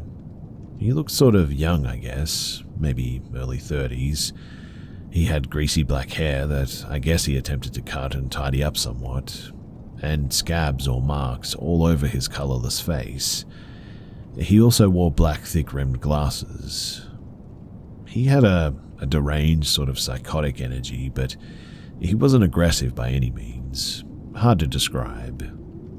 I'm not one to judge anyone in his position, but the way that he would always watch my house and anyone that would come outside to the backyard, it was disturbing to say the least. After a while, I would stop coming out back. He would always be up there, wild, unblinking eyes watching me as I walked around. He never spoke or made a sound, he just sort of watched. One day, though, I was watching movies with my family in the living room. The living room of that house led into the backyard. There was a window behind one of our couches that faced directly outside. We had the blinds and the windows open, and it was a warm night, sometime in the summer. I was sitting on the couch with the window directly behind me when I thought that I heard something outside, but I wasn't sure. For some reason, I turned around to look out the window, though, and there he was. He was shirtless. I could see scabs all over his upper torso. His eyes were wider than normal, They had a sort of sick, perverted look to them. There was no cigarette or smoke that I could see. His hands were down, out of view. I think he was even nodding his head a little bit, but we stared at each other for a short few seconds before I abruptly closed the blinds and silently continued to watch the movie. I don't think that my family noticed this, and to be honest, I don't know why I didn't speak up, but I had trouble sleeping that night, knowing that he was still over there. Luckily, I don't live in that neighborhood anymore.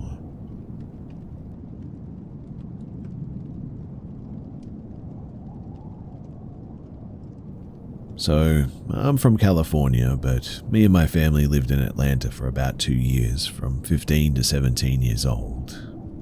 The entire time living there was, well, a saga within itself, but I can remember one specific incident that was very unsettling. When we arrived in Atlanta, we stayed in a hotel for some months looking for a place to live. There was this handyman who worked at the hotel. He was a white man, maybe in his 40s, large belly, wore glasses, and always dressed in the same camouflage jack that kind of made him resemble a hunter of some sort. He seemed friendly enough. He would always wave and joke around with all the kids and with my parents, and we were very cordial with him.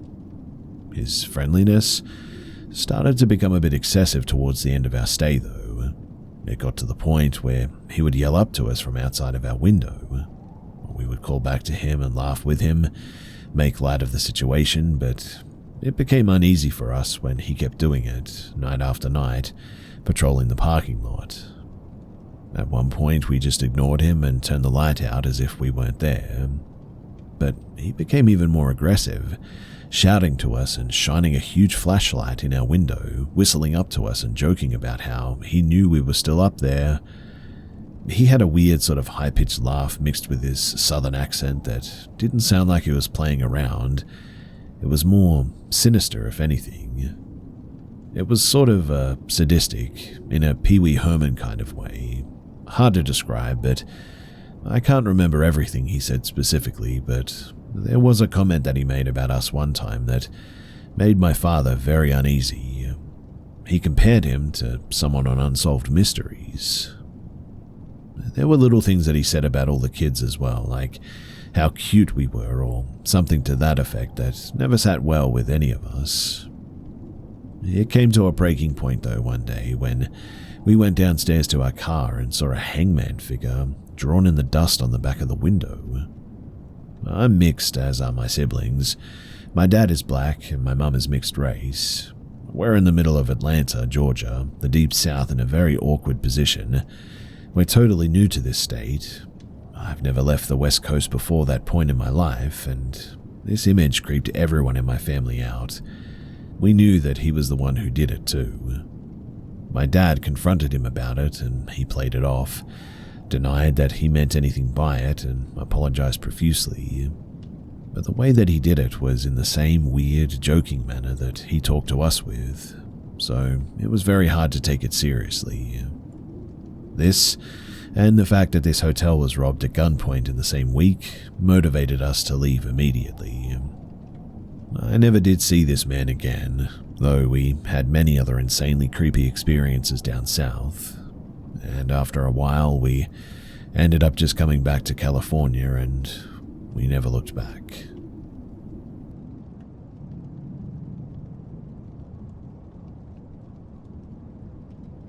I have hundreds of stories from my father about paranormal encounters that he's had, but he has 2 of them concerning what I believe to be skinwalkers.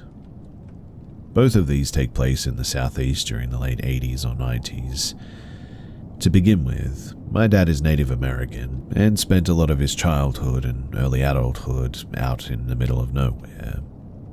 Now, the first one, my dad was walking around in the woods of a reservation with his friends. His friends were back at the car. He was walking about 50 feet away from them when he saw another native man behind a bush, but he could immediately feel that something was wrong with him. The guy had no clothing as far as he could see, no jewelry or makeup or anything distinguishing. His hair was pulled back into a ponytail. They held eye contact for a long time. He said it felt like hours, but was in reality probably less than a minute and a half. He was sort of temporarily frozen with fear as well. He called for his friends, but none of them came. He turned to face them, then he looked back and the man was just gone. Within seconds, noiselessly.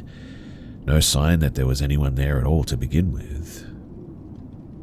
The second, though, is definitely a lot closer to what most people think of when they hear about skinwalkers.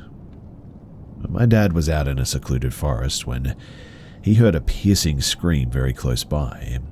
He described it as a mix of a native throat cry, the sort of ah-yah sound, sort of mixed with that feral cat or hurt bird sort of sound. They brushed it off the first time, but then they heard it a second time. It was just as close as it had been before, despite them moving. They decided to get out of there at that point. It was deafening and about 10 seconds long, he said. It happened about 3 times as they were leaving, never once sounding any farther away or any closer.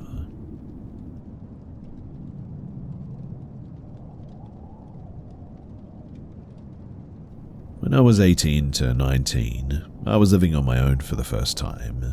As a freshman in college, our days consisted of going to class in the mornings, then getting Chipotle, then going back to the apartment and smoking weed for the rest of the day or night. It was nearly every single day that we did this. Actually, no, not even nearly. That was literally exactly what we did every single day. Me and my roommate, his name was James, had a close friend from high school who would stay with us often. His name was Tyler. Tyler would come over to smoke at our apartment pretty regularly, since we had a safe place to do it away from his parents' house where he was living at the time. One night, Tyler was over and we were smoking per usual, and decided to go walk around the apartment complex. It wasn't late, maybe 8 p.m., but as we were walking, a pair of guys who looked to be a little older than us approached and asked us if we had any weed. James, the dullard of the group, immediately said something along the lines of, "Yeah, we could get you some." Tyler and I were already in the process of saying no when he said that to them, as we lived in a state where you actually had to be really careful about weed. Next thing we know, James has invited the 2 guys into our apartment to smoke with us, and this despite our discontent. Remember too that we're 18 and 19 at the time, high and just as stupid as anyone could be. Anyway, the 2 guys come into the apartment, we smoke, and the whole time they're just being sort of weird. One of the guys keeps making jokes that he's an undercover cop, saying stuff like, "Notice how I'm not inhaling all the way? Undercover cops can smoke weed, but as long as they don't inhale, then it's fine." Now, in retrospect, these guys were just a little older than us and were totally messing with us by saying stuff like that. But it freaked Tyler and I out a lot. So much so that after the 2 guys left, we insisted on going and hiding our bags of weed before the inevitable police raid rained down on us. A quick disclaimer here, I know that we were stupid for actually thinking that they were cops, but we didn't know any better at the time. We were paranoid and all we could think about was the possibility of getting a misdemeanor weed conviction, which carried a $1,000 fine and a 1-year probation. Well, those 2 guys do not end up being the creepy part of the encounter. You see, Tyler and I, in a state of weed-induced paranoia, decided to go and hide our backpack full of weed in the woods outside of the apartment complex until we could confirm that our apartment would not be raided. By this point, it's probably about 1:30 in the morning. We set off on our journey into the woods, hide the weed, and identify a few landmarks to ensure that we can find it again. Because, Lord forbid, we lose even an ounce of weed, right? We feel a lot better after hiding the evidence, and set back towards the apartment. We re-enter the complex and are walking along jovially towards my unit.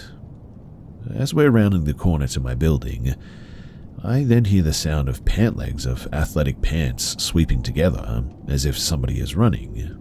No, sprinting up behind us. Before we can even turn around, we hear a deep voice yell from behind, "Get on the ground." I turn around long enough to see a masked man pointing a pistol right at us. We both immediately hit the deck as he screams at us to give him all of our money. Needless to say, we were 18 years old and weren't exactly carrying large amounts of cash on us. But we emptied our pockets, although all we had were our cell phones and empty wallets. He became increasingly angry and told us to get up and face away from him. Now, this was obviously already a scary situation, but this is when it got extremely terrifying for both of us. Just a couple of days before this, 2 teens had been brutally murdered in our area in the same fashion, forced to face away from their killer, and ultimately shot execution style in cold blood. And they hadn't caught the guy yet. It was all either of us could think about in that moment, as it was a highly publicized crime that everyone in our area had heard about. I know that I'm totally outing my general location right now, but I know people are going to want to know what case I'm referring to. Plus, neither of us live in that area anymore, or even that state. So look up Jeffrey Hazelwood murders online for more context. But there is a happy ending to this, because the guy proceeds to instruct us to walk. He walks behind us all the way to the exit of the apartment complex, and as we exited, we heard the sound of running again, this time away from us. We slowly turn around and realize that he's gone. But we were still so freaked out that we kept walking and called a friend to come and pick us up from a nearby Waffle House. To this day, I'm really glad that only psychologically rather than physically we were harmed by that ordeal that night. Oh, and by the way, we went back to the woods first thing the next morning and picked up the backpack in order to continue our era of stoner degeneracy.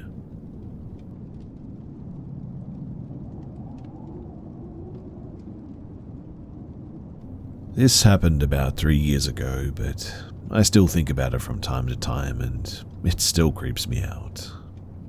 So, I, a 21-year-old male at the time, had just moved into a new apartment on the first floor of a building.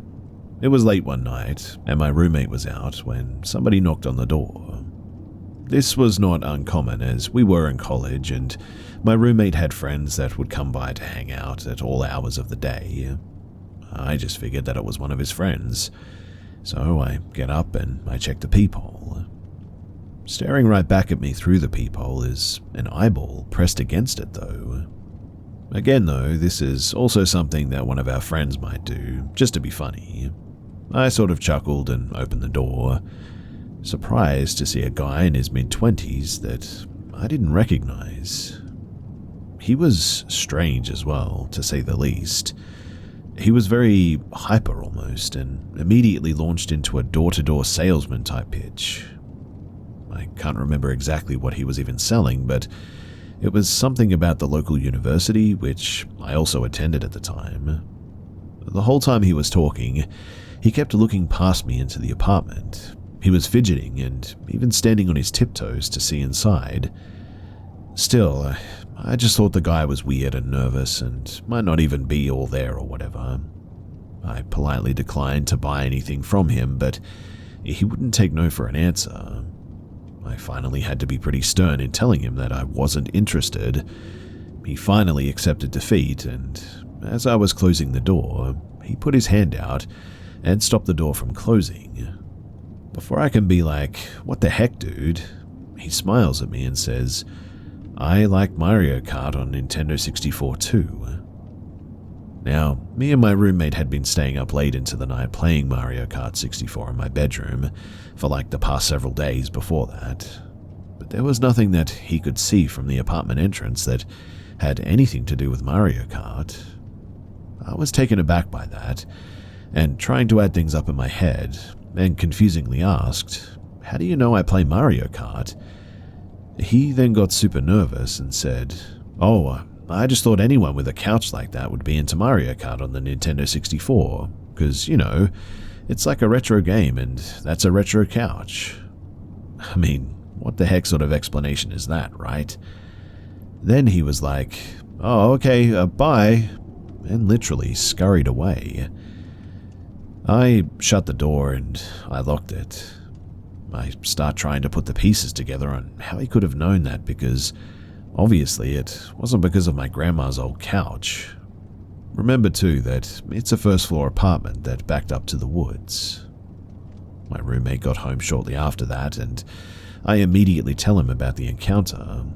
He was freaked out too, and so we started investigating. At first, it seemed as if there was no way to even see inside my bedroom. I mean, my blinds were always down.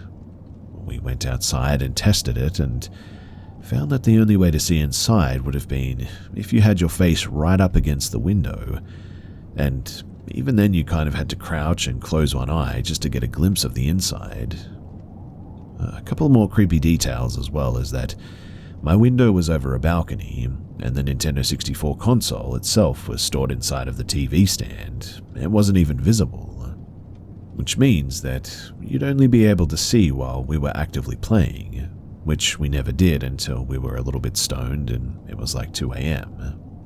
So basically, this creep had been jumping the railing to our balcony, pressing his face against my window and watching us play Mario Kart in the middle of the night for who knows how long.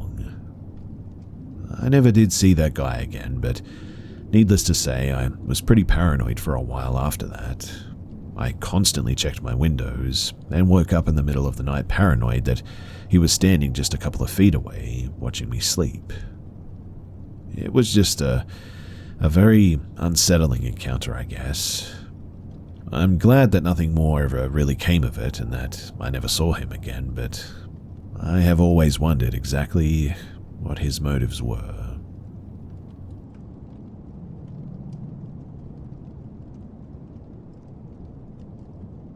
When I was really little, from ages 1 to 5, we lived in a small mountain town in the middle of nowhere. It was the kind of town that truckers would stop at for a bite to eat, the kind of town that you'd pass through on your way to somewhere else. We had moved into our house shortly after I was born, and the woman who had lived there previously swore that the house was haunted. I never really put pieces together until I got older, I guess, but the woman had apparently claimed to hear children playing and laughing in the basement, but nobody was ever there. My family, being skeptical, didn't think too much of those claims, but a couple of strange occurrences would say otherwise. So when I was about 3, I would sit in the kitchen eating my meals, and in my line of sight was the hallway. My mum claims that I would always stop what I was doing, stare into the hallway and just point and repeatedly say "horsey," and then go back to eating my food like nothing had happened. She always got chills when I did that, apparently. A story from that house that my parents like to tell is about a remote control car that they bought me as a gift. Every night when I was in bed, they would put my toys away, which included putting the remote control car next to the fireplace in the living room. They would sit down to watch TV, and out of nowhere, the car would take off on its own. They always nervously put it back in its place. This became a regular occurrence, and at one point, they got fed up with it, took the batteries out of the car and the remote. They put the car back in its place and sat down to watch TV again. And yet again, that car took off on its own. They ended up returning the car to the shop that they had gotten it from, claiming that it was faulty. Since I was so young, I don't remember these 2 previous stories, but there is one thing that I do clearly remember from that house. As a kid, I would often be playing on my own as I was an only child. On a few of these occasions, clear as day, I would hear a woman's voice from right behind me. She never scared me, but she always stopped me in my tracks, and I would sit there for a moment contemplating if I'd actually heard someone speaking to me. The strange thing is that she would always repeat the same thing, in the same tone, but it wasn't English, and I could never replicate what she was saying. To this day, I still vaguely remember what she sounded like. This wouldn't only happen at the old house, though. I remember it happening at my grandmother's place on one occasion as well, but it was always the same voice. We moved when I was 5, and I remember it happening once after that. And to this day, I've never ever heard that voice again.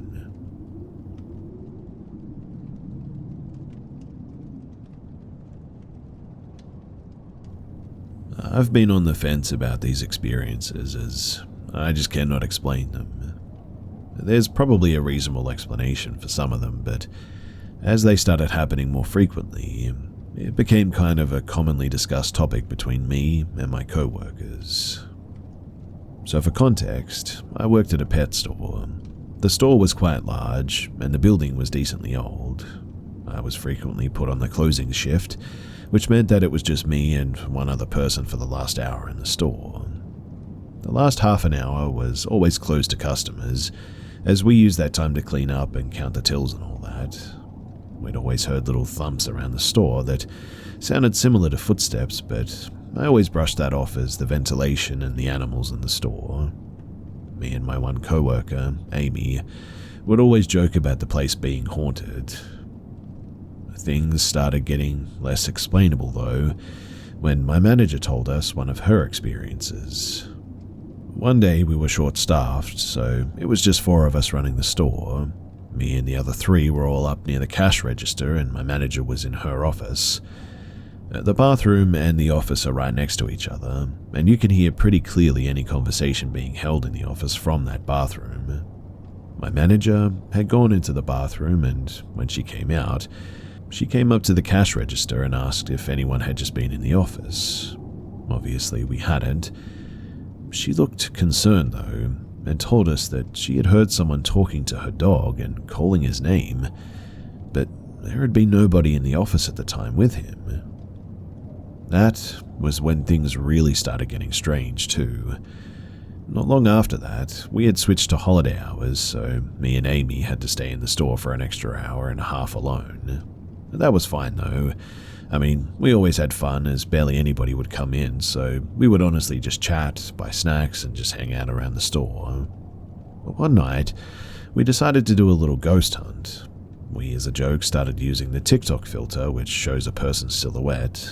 The filter was supposed to detect somebody and turn them into a character or whatever. But if you took pictures of empty spaces, sometimes it would show a silhouette without anybody being in the shot.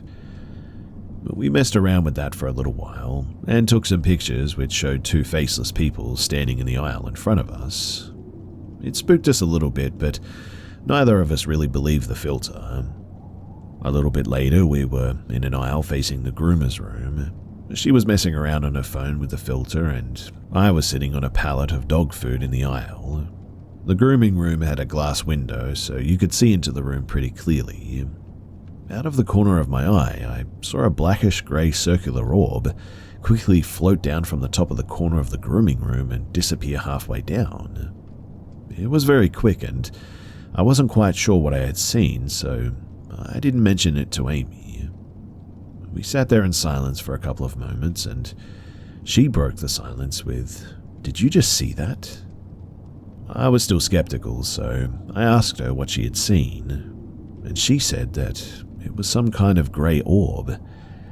I got chills and quickly got 2 pieces of paper from the till and said, "Okay, I'm going to draw what I saw, and you draw what you saw, and we'll compare after." We drew the same odd shape that we had seen, and for the rest of the night, we were pretty spooked. I'm not sure if there's an explanation for that, but it definitely had us both a bit scared. The only other thing that happened in that store was when the power went out and we were all stuck waiting for it to come back on with the store closed. We had quickly run out of work to do, so we were all sort of hanging out with the manager, goofing around. We decided to open up one of the UV lights that we had on the shelf and look around the store for fun. The flashlight didn't have any batteries, so me and the manager went back into the office to get some. When we went into the office, we heard a distinct banging in the ceiling, which stopped us both. The power had been out for a couple of hours at that point, so we didn't know what we were hearing. We both stood there for a second listening to it. She spoke up asking me, "What is that?" and the noise abruptly stopped. We didn't hear it again after that, and we grabbed the batteries and went back out into the sales floor. I guess I just wanted to share my experiences at my old job, as weird as they are. The activity became really quiet when Amy quit for some reason. I'm not sure if it was because we were messing around and calling it out, but I definitely was scared to be in that store alone from that point on.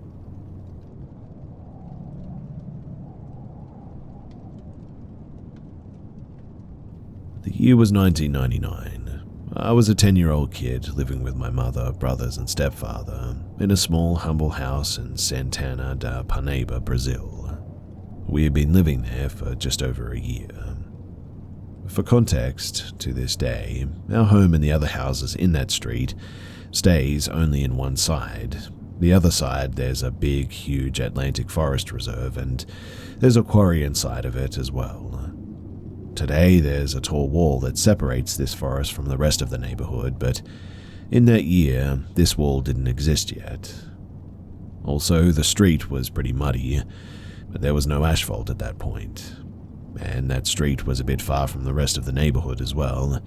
If you go down the street, you'll need to walk like 200 meters, turn right and take a street that will lead to the other streets, or just walk straight for almost 1 kilometer in an empty road with no houses, just trees and bushes to reach the other neighborhood.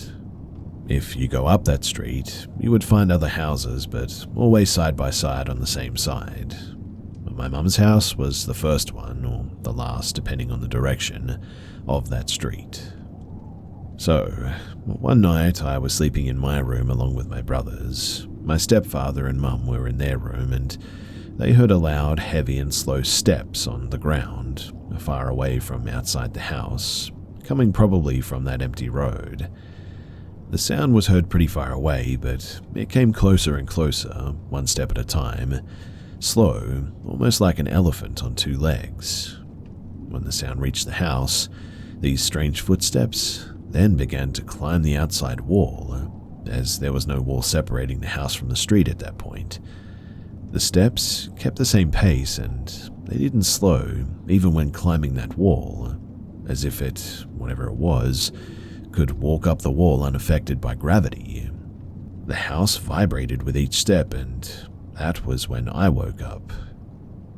I heard the last few steps on the wall, and then it started walking along the slab, keeping the same slow pace until, whatever it was, stopped at the top of the stairs that gives access to the slab, and these stairs led to what was the living room at that time.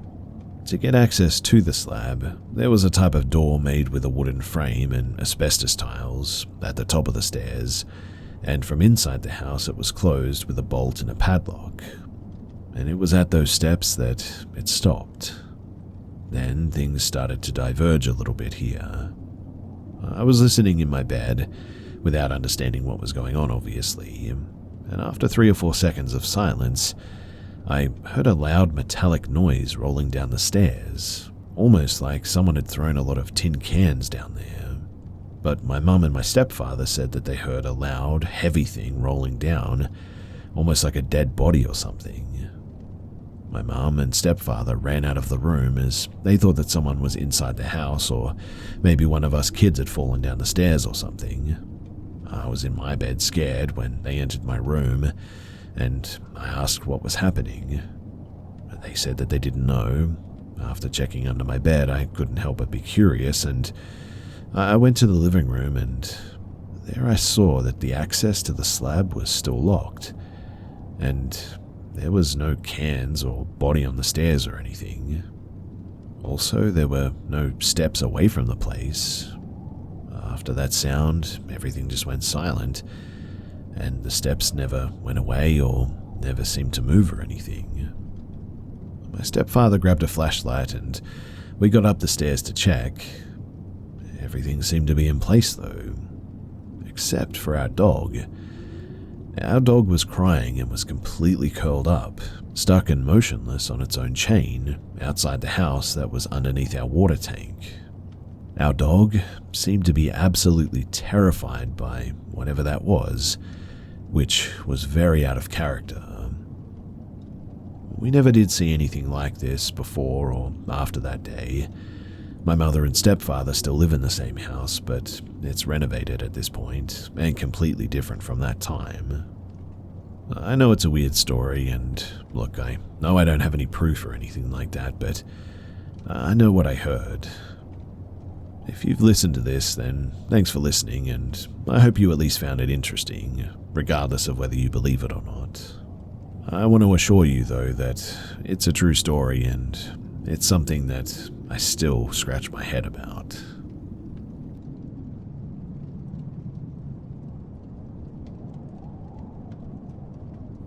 This happened about 10 years ago now.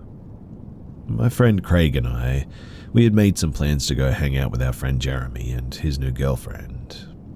Neither of us had to work the next day, so we grabbed some beers and made our way to Jeremy's mum's apartment complex where Jeremy was temporarily staying. When we got there, we went out into the woods behind the apartment complex to drink.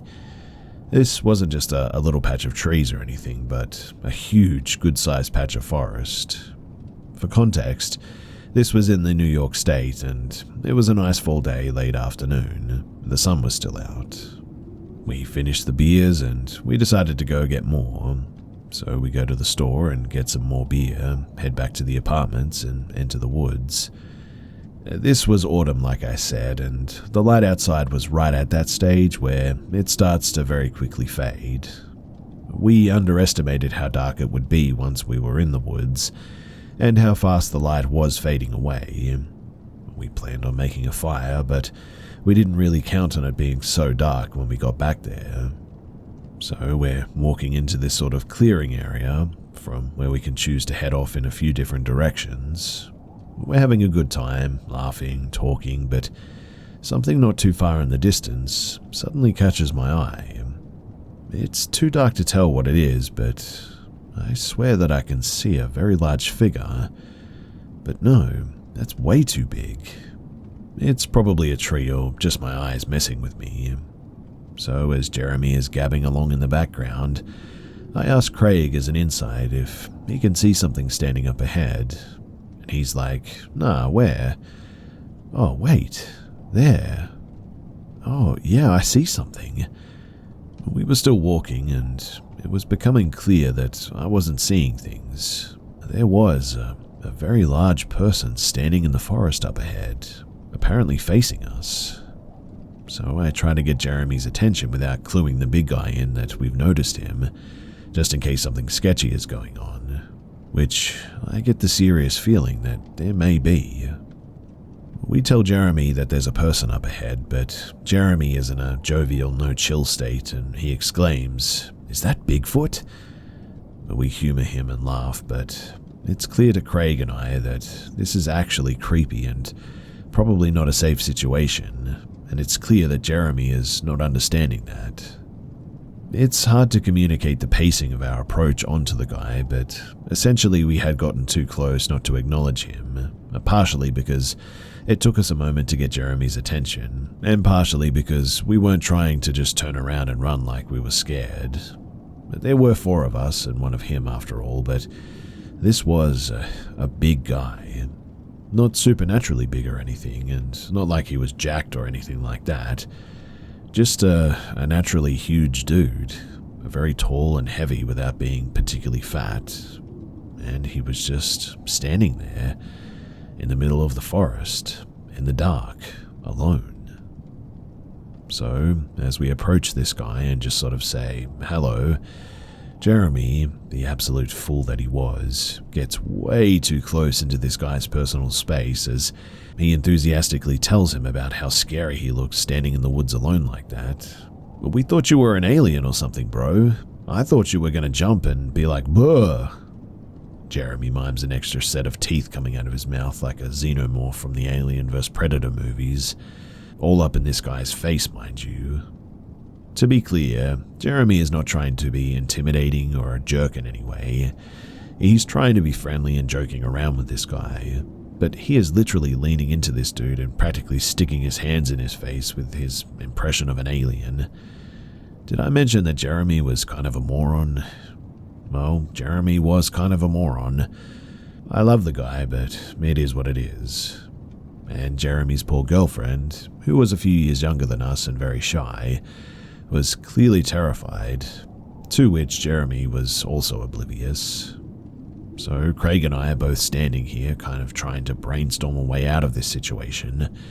Jeremy is clearly too dense to get it if we say that we have to go. I mean, he'd be like, "What? We just got here. Aren't we having a fire?" Plus, we were trying to seem confident and in control of the situation. The big guy says, "Oh, are you guys drinking? I got some drinks too." And he walks over to the tree line where he has a bag laying beside a tree. He reaches inside the bag, and while he grabs a beer with one hand, he sort of sneakily pulls something else out with his other hand and places it in his hoodie pocket. I was convinced that it was a knife or a gun, probably a knife in all honesty. He then approaches us and cracks open his beer. I sort of glance around casually, and then I notice something else. Somebody else is out there too. There's someone moving along the tree line to our left, a relatively good distance away, but somebody else is out there for sure, and they're circling around us as if to come up behind us. And at that point, I was like, to heck with this. I need to leave now. So I go, "Well, I gotta work in the morning and Craig's driving me home, so we gotta get out of here." Jeremy, in his infinite wisdom, responds, "What? You said you didn't have work tomorrow." I facepalm so hard on the inside at this point. "No, Jeremy, you must have misheard me. I said that I do have work tomorrow." And Jeremy, proving that there's no end to his wisdom, says, "All right, guys, well, it was nice hanging with you. Get home safe." Apparently, he wasn't leaving the woods with us. Craig and I started walking away, and I told him about the other person circling to get behind us, and that we needed to move. We start trying to brainstorm a way to get Jeremy and his girlfriend out of there, and decide to call him and tell him that his mum was out in the parking lot looking for him. Jeremy is apparently terrified of his mum, Craig explains to me, and this should work. But we had to do this because we clearly couldn't just call him and tell him the situation was not safe without him blurting out, "This guy isn't sketchy, I feel totally safe." Jeremy was very mad at us for lying about his mum. I think his girlfriend appreciated it though. And in the end, we called them and we got them out of there. Now, I'm not sure what was going on there that night. I've talked to several people about it over the years, and there are a few different ideas. Did they know that we were coming back? Were they waiting for us? Or did we stumble onto something that we weren't meant to? Almost everyone I tell about this says, "You guys just accidentally interrupted a drug deal." But something about that just doesn't seem right. I mean, who does a drug deal in the middle of the woods at night like that? I don't know. It's very possible it's just a homeless dude with no ill intention, and another homeless dude with no ill intention again, but it was a very creepy and scary situation. And something tells me that more was going on there that perhaps we were better off not knowing.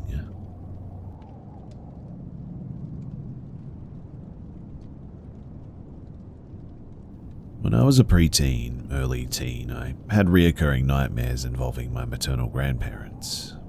Their residence would change or be different in many of my dreams, but there would always be this dark room with an evil presence inside of it, usually on an upper floor. I would usually be too frightened to go inside, but the few times that I was brave enough to enter, there would only be darkness, that malevolent feeling, and sometimes there would be a mirror of all things. In one particular dream, my family on my mum's side was downstairs talking and enjoying themselves while I happened to be exploring in the evil room upstairs. I looked into the mirror and I saw the reflection of a girl running past me. When I ran downstairs to tell them what I had just saw, everyone and everything just became completely dead silent. They were all just sort of looking at me without saying a word, until my mum came up to me, placed her hand on my shoulder and said, "That girl represents the curse of my past." I rarely had any more of those dreams after that one. Now, some interesting, albeit creepy, real-life facts to consider.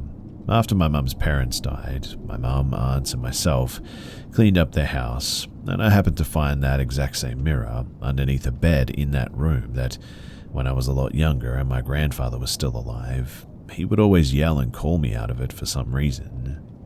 I always felt some kind of, dark presence in parts of that house and their backyard shack as well. My grandfather was a Shriner Freemason, and according to my mum, he was very abusive towards her when she was young. She didn't really like to talk about it much, though. Also, when my mum and her two sisters were young, they messed around with a Ouija board once. Hopefully just once, although it only takes one time apparently. There's a lot of strange things involving myself and my family, and I just provide this to paint a bit of a picture. So, what I saw when I was younger was this. I saw pale-coloured, non-human creatures in my room once when I was really young. I remember, hallucinating is probably the best term for it, and crawling to the door. Then I heard my mother call for me from across the house, and I had enough willpower to go to get to her, and as soon as I exited my room, everything went pitch black for a couple of minutes. My vision was mostly gone, my awareness was screwed up, but both came back to me soon after feeling my way down the hallway into my mum's direction. I led her back to my room, but whoever or whatever was there was gone without a trace. Before she died in 2010, she told me that she remembered that occurrence, and for some reason, she was the one to use the word creatures, which always stuck out to me. Did she see something? I'm fairly certain that I'm not being told everything, and I just know deep down that whatever I saw was real.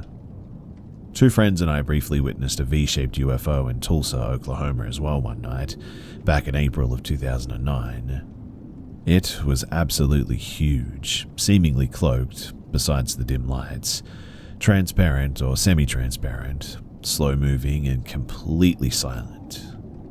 So far, the only unidentified craft I've seen, to my knowledge. On a related note, too, one of my paternal uncles was in the military. He actively researched UFOs for unknown reasons. He's very secretive about such things, and has at least 1 or 2 books about them, so my family seems to have a history with this, which, obviously with what I saw, is definitely a bit strange.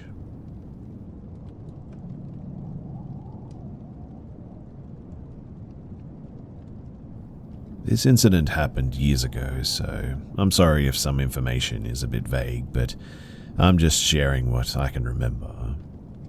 So one day in the summer of 2017, it was a gloomy day at the start of our walk, but that's not relevant. Me and my bestie had decided to go for a hike. This time we decided to take the trail, even though we usually just walked wherever we wanted. But as we got to the bench, which was just over halfway up, we took a break. A young girl and her dog were jogging down the mountain. There was really nothing out of the ordinary, so we assumed that it was safe to go to the top. Once we got to the last turn before the top, I all of a sudden just got a really uneasy feeling. We continued, but near the top, there was a slope with lots of rocks and rubble, and I could see 3 or 4 men at the top conversing behind a bush of some sort. So I stopped dead in my tracks, and I then heard one of the men say frantically, hide the body bag." He said it just loud enough that me and my bestie knew what he had just said. My bestie took a couple of steps forward to see if it was just some teens messing with us, but it was a small group of men with a body bag. I never saw the bag, the body, or any of the men's faces. Me and my bestie just said quietly, "What do we do?" Then we gave each other the "get me the heck out of here" look, and we just booked it. None of the men followed us, thankfully, and we made it down the mountain safely. We ended up making a police report because my bestie saw the bag, the men, and also some old blood on the bag too. Despite the local police not believing us, they scraped the mountain. They originally didn't believe us and found nothing, but Shortly after this encounter, a news report came out about an Australian guy that went missing, and his remains were found in my hometown. It was then that the pieces started to click. I personally believe that the man was killed way before they brought his body to the mountain to dispose of it. I mean, if you really think about it, they probably wanted the body to be found if they were stupid enough to ditch it on a public mountain with a hiking trail of all places. Of course, in the news report, they never said me and my bestie found the body because who would believe two teenagers, right? Plus, a search team had found the remains of the poor guy, so of course they're going to get all the credit. I still don't know to this day why this happened, but all I can say is that I'd never lie about witnessing something like this. It was truly messed up.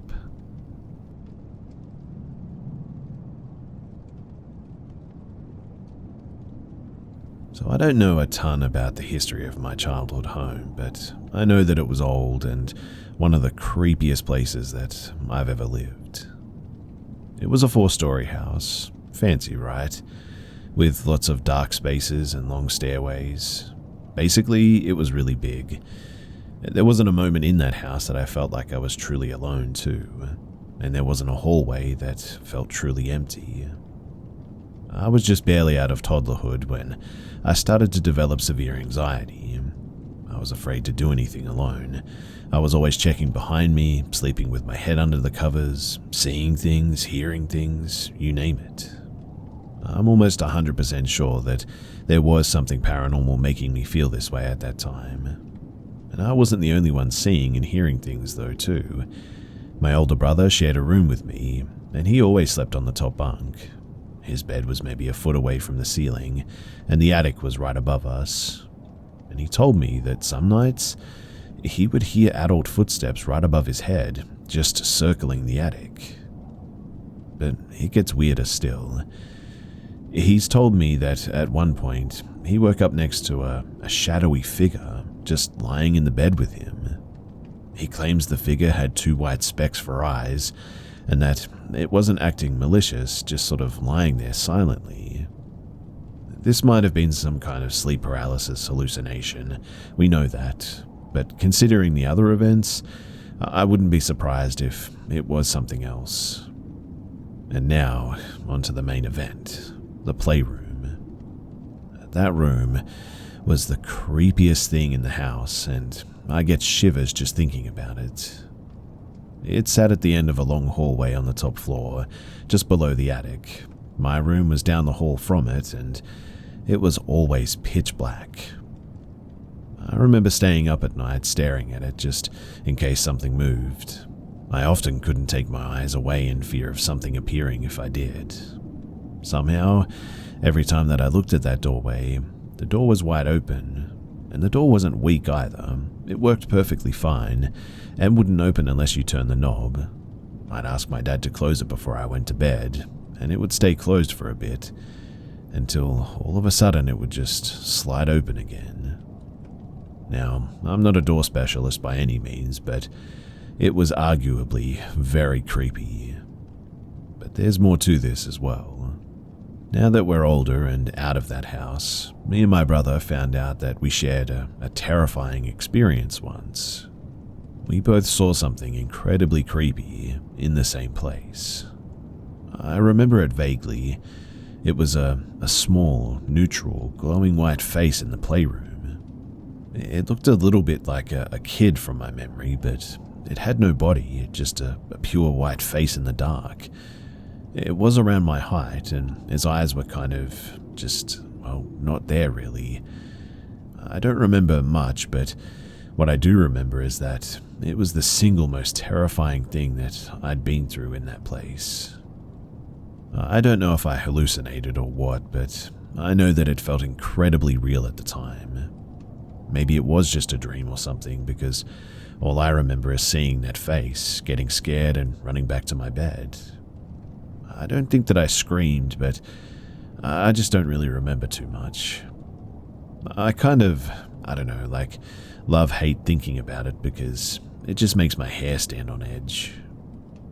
Anyway, Thanks to that house, I have now been diagnosed with anxiety. I'm taking medication for it and I'm alright, but I thought that was worth noting. I could go on as well about other things, but those were definitely the things that stand out the most.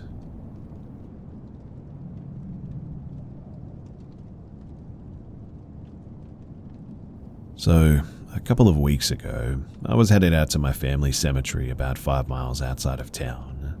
I hadn't been out there since a couple of days after Christmas, right after I had learned that my dad had finally lost his battle with lung cancer. I've spent a lot of time at that cemetery in the last few years. I like to go out there and do audio recordings, and just for the fact that it's so peaceful out there. And well, it used to be anyway. You see, I've had some really bad experiences out there in the last couple of years. Have gotten some really nasty EVPs, and it turned into a very dark place at night. But that's a story for another time. Now, when I go out there, I always stop at a little country church about a mile down the road. The reason for this is because the church used to belong to my great-grandfather and my great-uncle, both of whom preached there, and I go there and ask for their protection and guidance before going to the cemetery, but on this night, I changed my pattern for some reason. Instead of going to the church first, I drove on past the cemetery about maybe a half mile to some property that my aunt and uncle own. There's a small creek that runs along the road, and just before you get to the creek is where my life started out at, the old homestead. Now, at the bottom of the hill, the creek sort of crosses under the road and makes a sharp turn to continue following the road. In that turn is what used to be a pretty deep hole. My mum and dad grew up right down the road from there, and all my family used to swim in that hole and fish. It's been a very long time since my parents and my uncle and even me have swam there. As a matter of fact, over the years that hole is filled in and sort of is no more, just a shallow bend in the creek. But back in the day, one of my uncle's high school friends drowned there. My uncle also drowned there, but they were able to revive him, thank God. So, anyway, when I arrived there, I backed my truck into the drive. I was barely off the roadway and left my headlights on and the motor running. I was only going to be there for maybe a minute. I started to record a video with my iPhone and was describing why I was going to the cemetery. Now, during all of this, at one point, I could have sworn that I saw something pop up from the creek and then go back down really quickly. However, I tried to ignore it and kept going on with my video. After a minute or so, it happened again though. I didn't miss a beat though, and I kept on filming, but noted that it appeared to be a figure of human nature, but sort of greyish white, kind of skinny, but I didn't see its face. Once again, I kept right on going, trying to ignore what I had seen, and then it happened a third time. But this time it looked more grey than white, and there was no face, and at that moment, the feeling of something dark, unfriendly and mad that I was there washed over me all of a sudden, and every hair on my body stood straight on end. I start saying, "This isn't good," repeatedly, and then I got the feeling that something aggressive and really mad was approaching very quickly. It's hard to describe, but that's the feeling that I got, and at that, I tried to get out of there as quickly as I could, but it wasn't quick enough.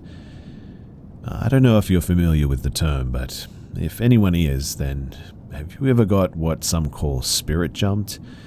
It's where a spirit or entity jumps into your body.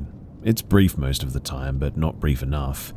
Your body goes into survival mode. Adrenaline dumps, but not like a normal adrenaline dump. This is like 10 times worse.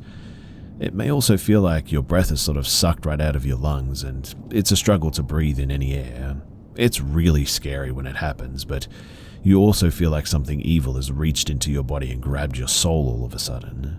It's a very demanding warning to get the heck away, and that they mean business.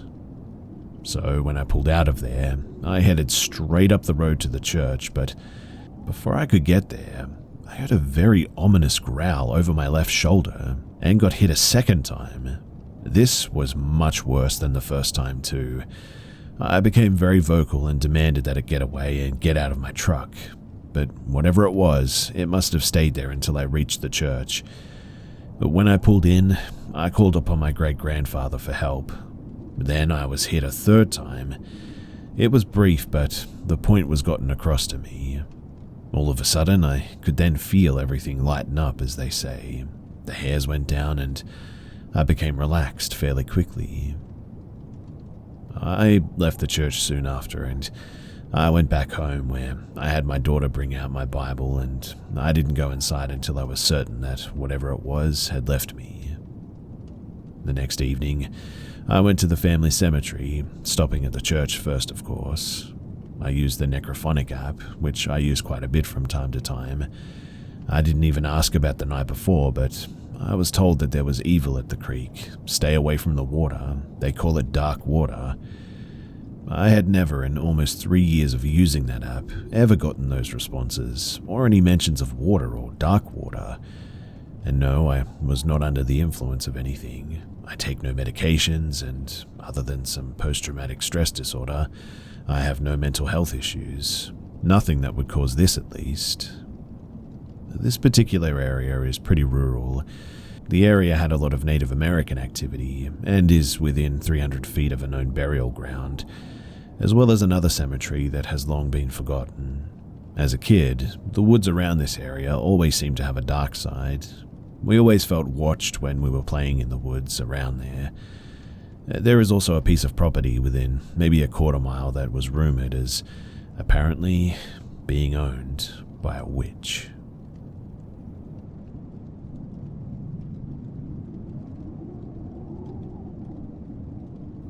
When I was around 9 years old, my friend and me were playing outside of our school. There was an event going on and it already got dark outside. We ran around, and to understand what happened next, you need to understand the layout of the schoolyard. So it was a big square with high bushes opposite of the school walls. It was just a straight line where kids would run and hide. There was space for about 2 people maybe standing next to each other between the bushes, and a fence to a pavement. Every 10 meters or so, there was an opening into this space between bush and fence. So my friend and me, we're running around and then disappear into the bushes laughing.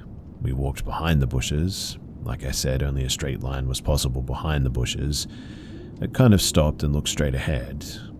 There was a bus stop, the one that I used for like 8 years when I became 10. It was about maybe 15-20 meters away from us.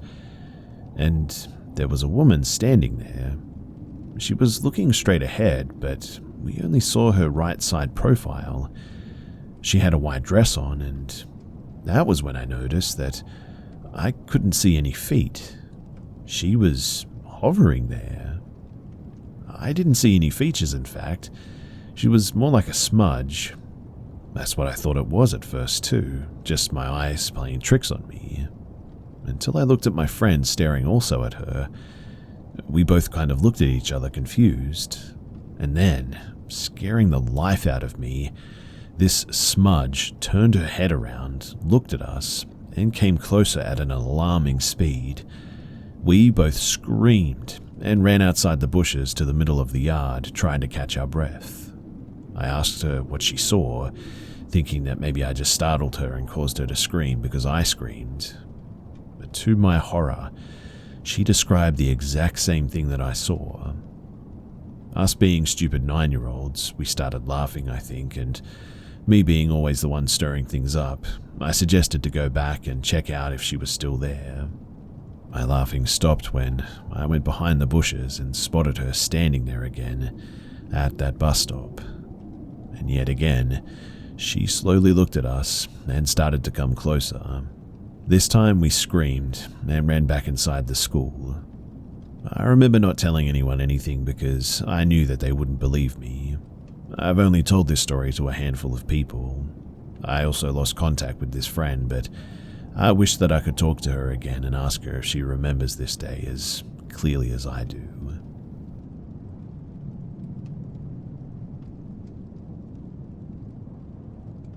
When I was in college, I was out and about with my then boyfriend. We had gone to dinner, then went to Walmart to get some typical college food so that we could survive a Sunday in. I was dressed up in a casual dressy fit, and we decided to split up while we shopped, split apart, maybe to do quicker shopping, but I don't remember the exact reason why. I just remember that I was wandering the grocery aisles when I noticed this girl who was about my age. In a friendly manner, we casually smiled at each other and continued on shopping. It didn't seem weird at first, but I kept noticing her in the same aisles as me, and a big muscular man was never far behind us. Eventually, I texted my boyfriend and asked where he was and continued on shopping. Next thing I know, the girl approaches me and says that she loves my jacket. I say, "Thanks, Maurice's," and try to move on. She stops me and says something along the lines of, "Hey, you look like you're my age and seem really nice. I just moved here for a new job and company my friends and I are starting up," and tried to ask me questions about where I was from. I was vague and untrusting with what I said, noticing that this wasn't really that normal. Then she said, "I'm looking for more people like you, and I too work for our company. It's kind of a warehouse job, and I would love for you to be one of our bookkeepers. You should give me your number." I said, "That's really nice of you to offer me a job, but I'm not a desk person and already have a job that I love." She said, "That's a bummer. I thought we might work well together. Well, would you want to give me your number so that we can hang out? I would love to have a friend who can show me around the city." It was then that I realized that I wasn't getting out of this situation until my boyfriend showed up or I gave her my number. Eventually, I rattled off a fake phone number and said, "Hey, I'll catch you later, I gotta go." Then I walked away, praying my boyfriend would be near so that we could get out of there quickly. While I was looking for him and trying to call him, the girl called up to me and said, "I tried to call you, but it said the number was out of service." And as I tried to come up with a quick excuse and say, "Maybe you typed it in wrong," she saw that my phone was unlocked and in my hand. She quickly snatched it and called herself on it. I was so flustered and mad at her that I snatched my phone back right when my boyfriend came around the corner. He instantly recognized that something was up and said that we had to go. When the girl saw him approach me, she looked really disappointed to see him and stopped trying to interact with me. We ended up buying nothing and leaving. That night we called our parents and the police too. The police said that they didn't think there was anything in it or anything ill-intended, but I was sure that it was probably trafficking. I was going to switch my phone number because I was actually a little bit scared. I blocked them though and turned off all location access on my phone. I was too scared to go anywhere alone for a little while too. I even told my coach so that she knew. Anyway, a couple of days later I got a text from a random number. It was the girl. She sent a picture of my best friend who was out drinking downtown with some of her other friends. The text said, "I met your best friend. She gave me your number because I told her that I was looking for a new friend. She showed me a picture of you and I said, 'What a coincidence. I met her the other day and lost her number when I got a new phone.'" About 2 minutes later, I got a text from my best friend that said, "I gave your number to a girl who wants to make friends around here and is looking for people to join her business. And since I moved this week, I thought of you." I freaked out a bit at this and I told her that she needed to get away from this girl and not to leave alone with her. I stayed up worried until my best friend got home. She said that she was fine, otherwise I would have gone to pick her up. The next day, my best friend apologized and told me to block the number. My friend and her group tried to ditch her, but she kept showing up at the bars that they were at, which was weird because how did she know that they were there? She said the girl was relentless and texted her all night, trying to get my friend to hang out at her place. My best friend also said that when she asked about the business, the girl wouldn't give her many details, other than that it was a warehouse somewhere, would pay her great, in town, and if she wanted a tour of it, she would take her. Weirdly too, after this, we never actually heard from this girl again. It was as if she just fell off the radar completely. Anyway, today I was listening to a podcast and they mentioned different sex trafficking tactics. 2 were actually vague jobs where they would pay you well but needed you to come meet them to give you more information. And also a new-to-town girl who desperately needs new friends. I've been thinking about this all morning, and I'm really glad that I felt uncomfortable and that my friend didn't go with this girl as well. But I'm mostly mad that the cops ignored my concern and said that it was nothing. I at least hope that they wrote down the tip that night. I mean, I doubt they did, but honestly, it was really creepy vibes just all around, and the fact that she disappeared like that, I don't know, the whole thing was really fishy.